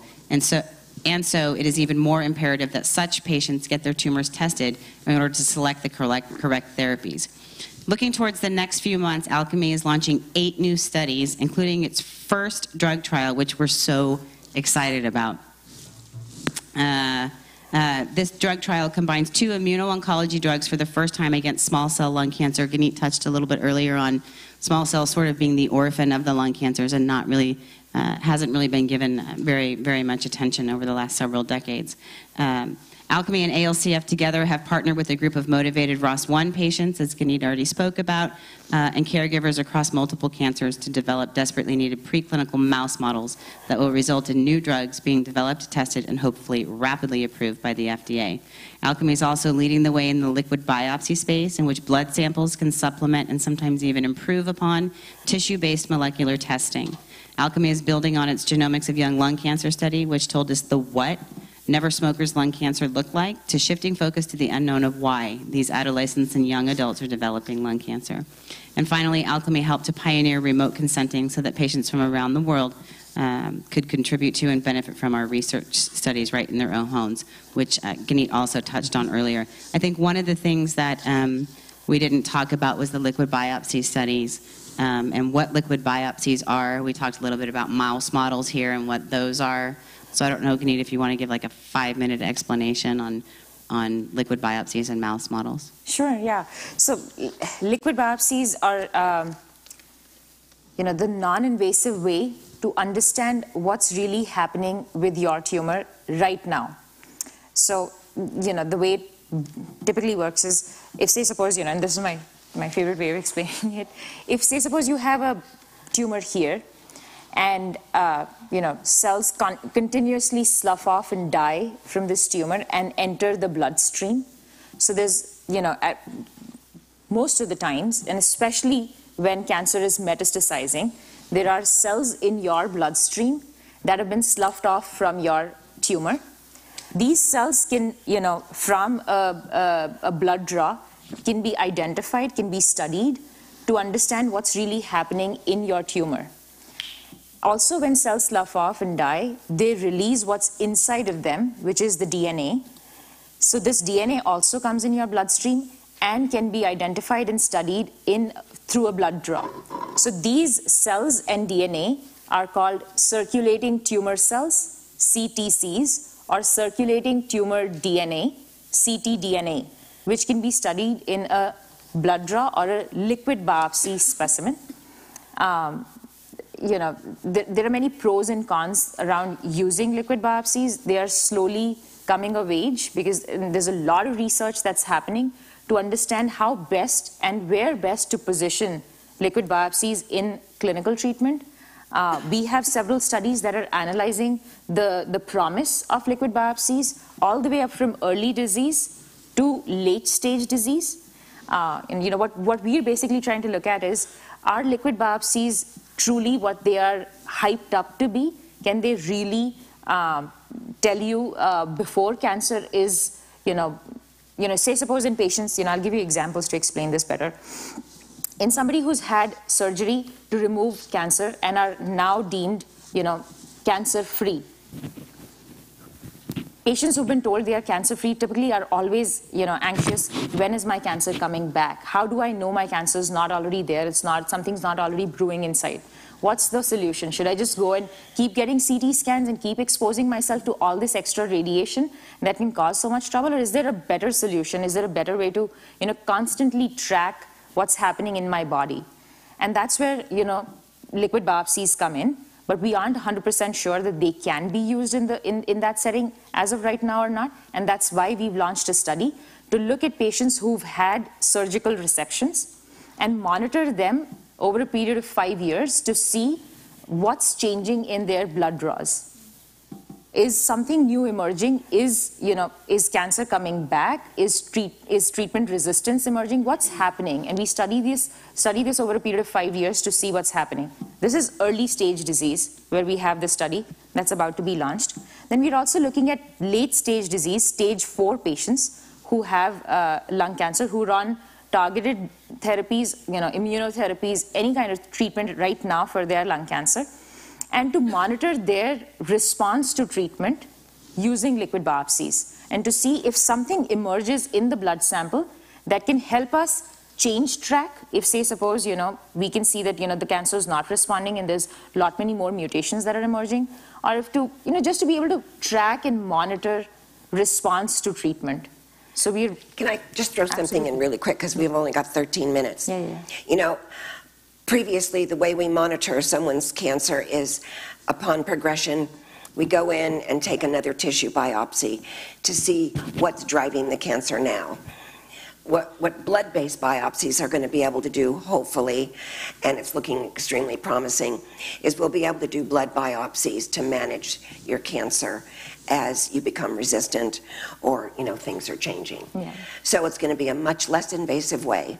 And then the ultimate hope is that we're going to actually be able to find cancer in the blood before you ever see it in your body on a CT scan or an MRI or someplace else. I don't know what we're going to do with it if we find it that early. Well, that could eventually, and I'm going way outside the box now, put you in exactly the right early detection programs. Instead of running around when you get to be a certain age and you're so, well, I can't have lunch today, I'm having my colonoscopy, and no, Friday I'm having my CT scan, and, you know, we're going to be able to eliminate that and actually, you know, identify what cancer you're more susceptible to. Question? Go ahead. Is the goal of that really then to not just for detection, but for changes? You mentioned something about Yes. changes in the mutations. Yeah. So then would it be basically to preemptively watch for that rather than for waiting to see that the treatment stops Exactly. working? Exactly. Before it shows up on your CT scan, you'll see it in the blood, and you'll be able to start managing that progression before. But all those tools need to be validated, and that's really what a lot of these trials that we're putting together is to help validate those tools so we can be used in that way. Well, and I think the thought process behind the liquid biopsy, and correct me if I'm wrong, again, from my lay understanding, though, even when you're looking at tumors and their biopsies, right, depending upon where you're pulling the tissue from inside the tumor, you may or may not get the correct, complete, and or relevant information, right, because it's not the same across the entire lesion. So with blood-based biopsy, which would be way more sensitive and specific, you'd be able to find those things way earlier. Yeah, so you know, the concept that Daniel's referring to is the concept of intra and inter tumor heterogeneity. So no two tumors in You're your welcome body. that I didn't use those big words, by the way. No two tumors in your body look the same, and even the same this one tumor is not homogeneous across the entire tumor. You know, it has different segments. Each segment has different alterations, has different things that are wrong, and depending on where this biopsy needle goes in, you're only sectioning that one segment, and you're only looking at what's wrong in that one segment, but you don't know what's happening in all these other segments. But the promise of liquid biopsy is hopefully all of these segments are shedding into the blood. So what you're seeing in the blood is a comprehensive view of not just this one tumor, but all the tumors in your body. So you're getting the big picture view, what's really driving, what are the frequencies of all these different alterations, what's the most predominant, what should be hit first, or should we use a combination to hit all these different alterations at one time. And the question that you asked, like to preemptively the promise of liquid biopsy is, by the time something's apparent on a CT scan, it's already super big, right? But with a liquid biopsy, you're even theoretically even able to identify stuff when it's beginning to metastasize, right? When a primary tumor, when it's just one tumor in the lung, when it's just started to shed, when it's just started to travel in the bloodstream, trying to identify new sites where it can take place, you can at that time identify that it has begun the process of and stop it right there. So that's the promise of liquid biopsy that we are trying to validate and solve for in the studies that we are running from within Alchemy. Go ahead, Dave. So obviously, as this continues, there'll be an insurance part to this. Yeah. So where it gets covered for people. Yeah. Those who don't want to wait for that, what kind of cost and what kind of program can somebody get into today or in the very near future on something like that? They're using it now. Blood-based biopsies are being used now. Absolutely. But what is, if it's not insured, what does it cost a patient to? So there's a couple of different things. There's studies, right? There's several studies clinical trials that you can get involved in. But then you can talk to us because we work directly with a lot of these diagnostic companies. So if you were interested in a blood-based panel, whether it be NGS or something else, we can absolutely help connect you with those folks who are more than willing to work with patients while we're waiting for all of this to come to fruition. Thank you. Sure. So with that, I want to I think this is a perfect sort of segue into a question that I want to ask David, and I'm sort of going to combine two questions here. Please. But what do you see as the future of advocacy, and what do you see as the next sort of evolution in our work? Yeah, so the good thing about this foundation and our sister foundation is we're not sitting around waiting for what's going to happen next. We're driving a lot of what happens next. And so we're already ahead of the game.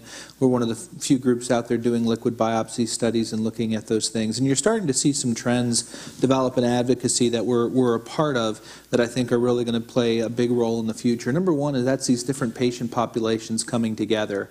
We're working with a group of ROS1 patients. We have EGFR patients now who are coming to us. And And social media is driving a lot of that. People are finding each other online. They're finding each other in these networks. They're connecting to each other. And I just came back from representing the foundation at a march on Capitol Hill. That was 8 women coming together saying they wanted to do something and kind of make their voice heard, and they found each other online and at different groups, and they did it all through social media driving this. So I think social media, people coming together, rallying around maybe their genetic mutation or something else that's a commonality, plays well into this slices of the pie approach, and I think we're going to see a lot more of that as it relates to advocacy. I think you're going to see a lot more collaboration and consolidation, frankly. It's already happening with Lung Cancer Research Foundation, Free to Breathe recently coming together. You're seeing a lot of smaller groups trying to find ways to partner together, whether it's programmatically or just by sharing funding. We already work very collaboratively with a lot of different organizations. ACCC, the International Association for the Study of Lung Cancer was mentioned, American Lung Association, and so on, and working on these different projects together. I think you're going to see more and more collaboration as it relates to advocacy. I think that's an important piece. Something that I think is going to have to change drastically within the lung cancer space is how we measure progress. Bonnie mentioned at the very beginning, the survival rate a few years ago, was 15.5%, and now maybe it's 18%. Well, using something that's a 5-year lag indicator, because that's what they're looking at is the 5-year survival rate, is that really showing us how progress is happening today? I have a feeling that there's probably a lot of people now who are surviving to 1, 2, 3, even 4 years more than they did before due to the targeted therapies, immunotherapies, the advances that we've made in diagnostics and so on that we're not really tracking. So is that something we can look at as an advocacy community? But even deeper than that, is that the right thing when we're talking about chronically managed disease that we should be looking at? Ganit had mentioned clinical trial accrual. Right? We know it's somewhere between 1% and 5% of adult patients, depending on which type of cancer. Lung cancer is on that low end. But if we're really talking about driving therapeutics faster, what does that percentage need to be? Do we need to have 10% of patients, 15% of patients? And how do we measure that in a systematic way?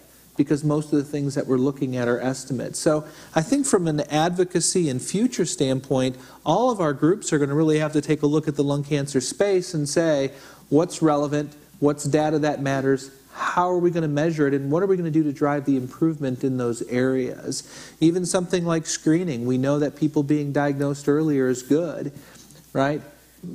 About 8.6 million people right now meet the screening criteria. Only about 3% of them are being screened. What percent do we need that to get to? It'd be great if it was 100% of those patients. Is that realistic? And what does that mean then as we go forward? So I think from an advocacy standpoint, you're going to see more collaboration, more innovation, certainly. You're going to see these slices of the pies, which we've talked about, but it's the patients finding each other, driving their own care.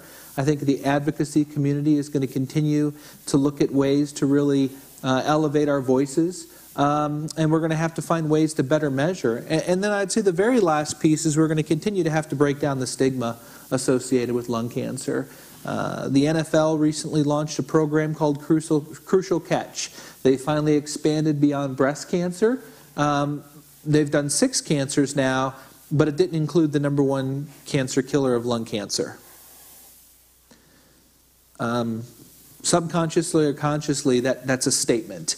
That lung cancer still isn't mattering to people the way it should. I mean, you think about that. They picked 6 cancers, but not the one that's #1, to have a program that's going to be raising awareness about it. I think that's a real statement, David, not a positive one. To your point, I was on an airplane coming back from New Haven last week, and I was reading People magazine. It's November. November is Lung Cancer Awareness Month, right? 2 articles in the magazine about breast cancer. Mm-hmm. I challenge all of you, I'm going to do a group challenge here, to send a nice note to People magazine saying, thank you for the beautiful articles about breast cancer. Did you know November is Lung Cancer Awareness Month? Are you planning on writing an article about a patient with lung cancer this month? I'm glad you said Do it nicely, because we want to be just like breast cancer. Yeah. We want to be just like colon and prostate. We want our survival rate up too. People magazine, the more people that write in, the more they will listen. Yeah. Power in numbers. Yeah, back in October, ABC News was saying they were going to do a story a day on breast cancer, and they were posting this on social media, so I responded politely saying, God, I'm so excited that you're going to be doing the same thing next month for Lung Cancer Awareness Month. And God bless them, they responded and said, yeah, we have this planned. Well, we're now at day 7 or 8, right? And I responded saying, I still haven't seen one story yet, and I sent out very polite tweets with about 8 ideas that they could cover. Right. The fact that the Department of Defense, which is predominantly focused on men, gives 80 to 90% of their money towards breast cancer. Not that there's shouldn't be support for breast cancer, but lung cancer is the #1 killer of people in the military. So maybe that'd be a great thing for them to investigate and look into. So I gave them some ideas. Yeah. They haven't responded to those tweets yet. Yeah. But again, it's it's the amount of people that they'll pay attention. We are winding down. Yeah, can I just add one more thing? And this is more of just a thank you to everybody. I know this living room was different than ones we've done normally, right? Normally we do have a key opinion leader, a doctor, someone coming in here, and you get a little bit more time to interact and ask questions that are relevant. So for someone who's new, this is a little bit different than what we would normally do. But we think it's really important for us to take at least one of these each year and really report back to you what we're working on, what's going on, where your money and support is really helping and being directed. We do an annual report, but truthfully, I don't know if we spend enough time telling you about what we're working on and why it's important and what the barriers are that we're trying to overcome and where we're going, because if we're not communicating that to you, we're doing a very poor job of letting you know how much your support matters. And so this was our opportunity to do that. So thank you to the people online. Thank you to the people in the room that were new. We'll go back to our normal formatting, so to speak, on future ones and with our remote living rooms and so on. But we really just wanted to take this opportunity to tell you more about what we're doing to really improve outcomes not only for people who have been diagnosed currently, but those to come, and making a difference in their lives. So thank you for letting us take this opportunity to do that. So I just wanted to say that. Yeah, thank you, David. I appreciate it. I want to say that next month, as you all know, is our, there also will not be a key opinion leader, but for those of you who aren't new, December is always our celebration month. So it's celebrating everything that has happened, to us positively throughout the year, and hope for the new year. So it is a patient roundtable. It is a learn from one another. It is a more of a Dave type of questions. Throw it out there. Ask the experts in the room, being you, the experts in the room, and those online. And then we have a big holiday feast out on the table. So it tends to be a little bit shorter than the full 2-hour meeting, but it is a great. Bridget reminded me, and I don't know why I can't hit the power button or the home button. Yeah, there you go. And I'm stepping on my bad foot. Okay. So look for that. Look for that next month. I want Sam. Sam had just a really quick something you guys could do for LCAM if you're interested. And I know that some of you have Lung Cancer Awareness Month for the newbies, in the room or online, about the Show Us Your Mug. If anybody's on social media, it's really getting a lot of traction, so we want to keep that going. So Sam, do you want to give a quick little Show Us Your Mug? Sure, so a couple things. So the first thing that's really easy to do is, if you're on Facebook, and I know that many of you have, but some of you have not yet, you can upload a frame that says Lung Cancer Awareness Month, and we have a couple of them up there. It's really easy to do. Just go into your profile picture. You have to do it on your computer, not on your phone. Say, update my profile picture. Look up lung cancer awareness, and we'll pop right up. So you can do that easy. So the other thing we're doing is we're trying to do a more viral campaign along the lines of what they did for the Ice Bucket Challenge. As we know, it got a lot of attention and a lot of money. So we're asking everybody to take a picture of themselves, their mugs, with a mug, and it can be a glass of wine if you're like Bonnie, or it can be a glass of vodka if you're like Danielle or I, or it could be coffee for coffee drinkers, tea, water, we don't care. And hashtag Show Us Your Mug. Tag 5 of your friends, ask them to do the same, and let's get this viral. We're also asking everybody to give a $20 donation, because Bonnie always says that getting $20 from 1 million people would be something that would be $20 from 1 million people every year. Imagine what we could do. Yeah. and how fast we could move. You're welcome to give more, though. Yeah. You're welcome to give more, and many people have, and some people have given 20, some people give more, Yeah. but we want it to get out there.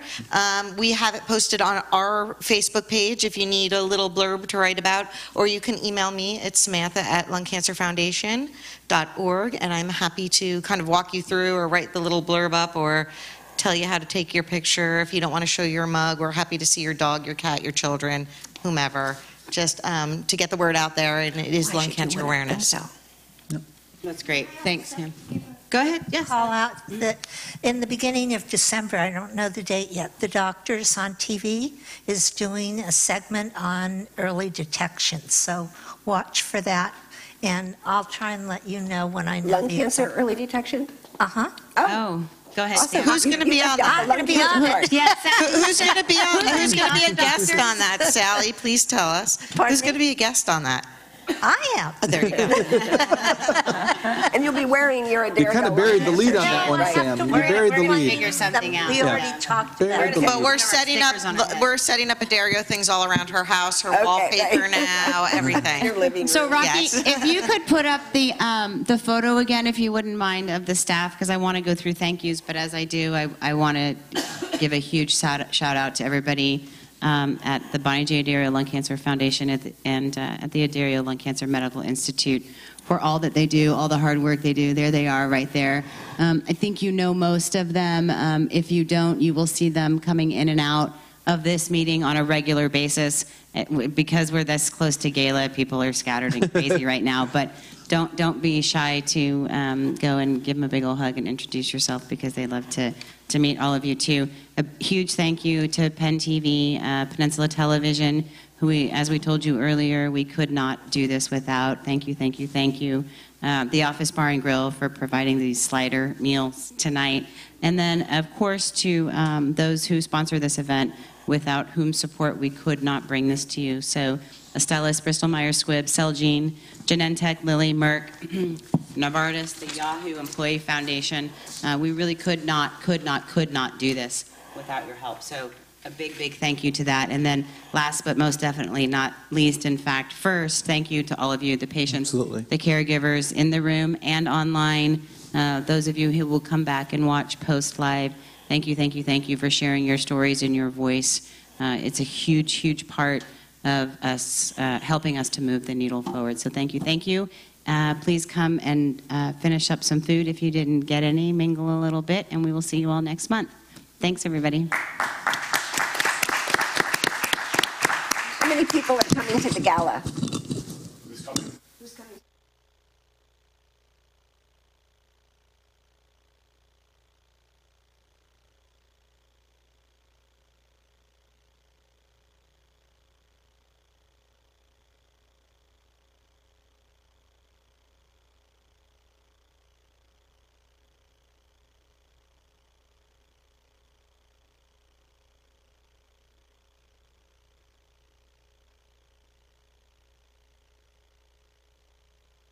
Thank you.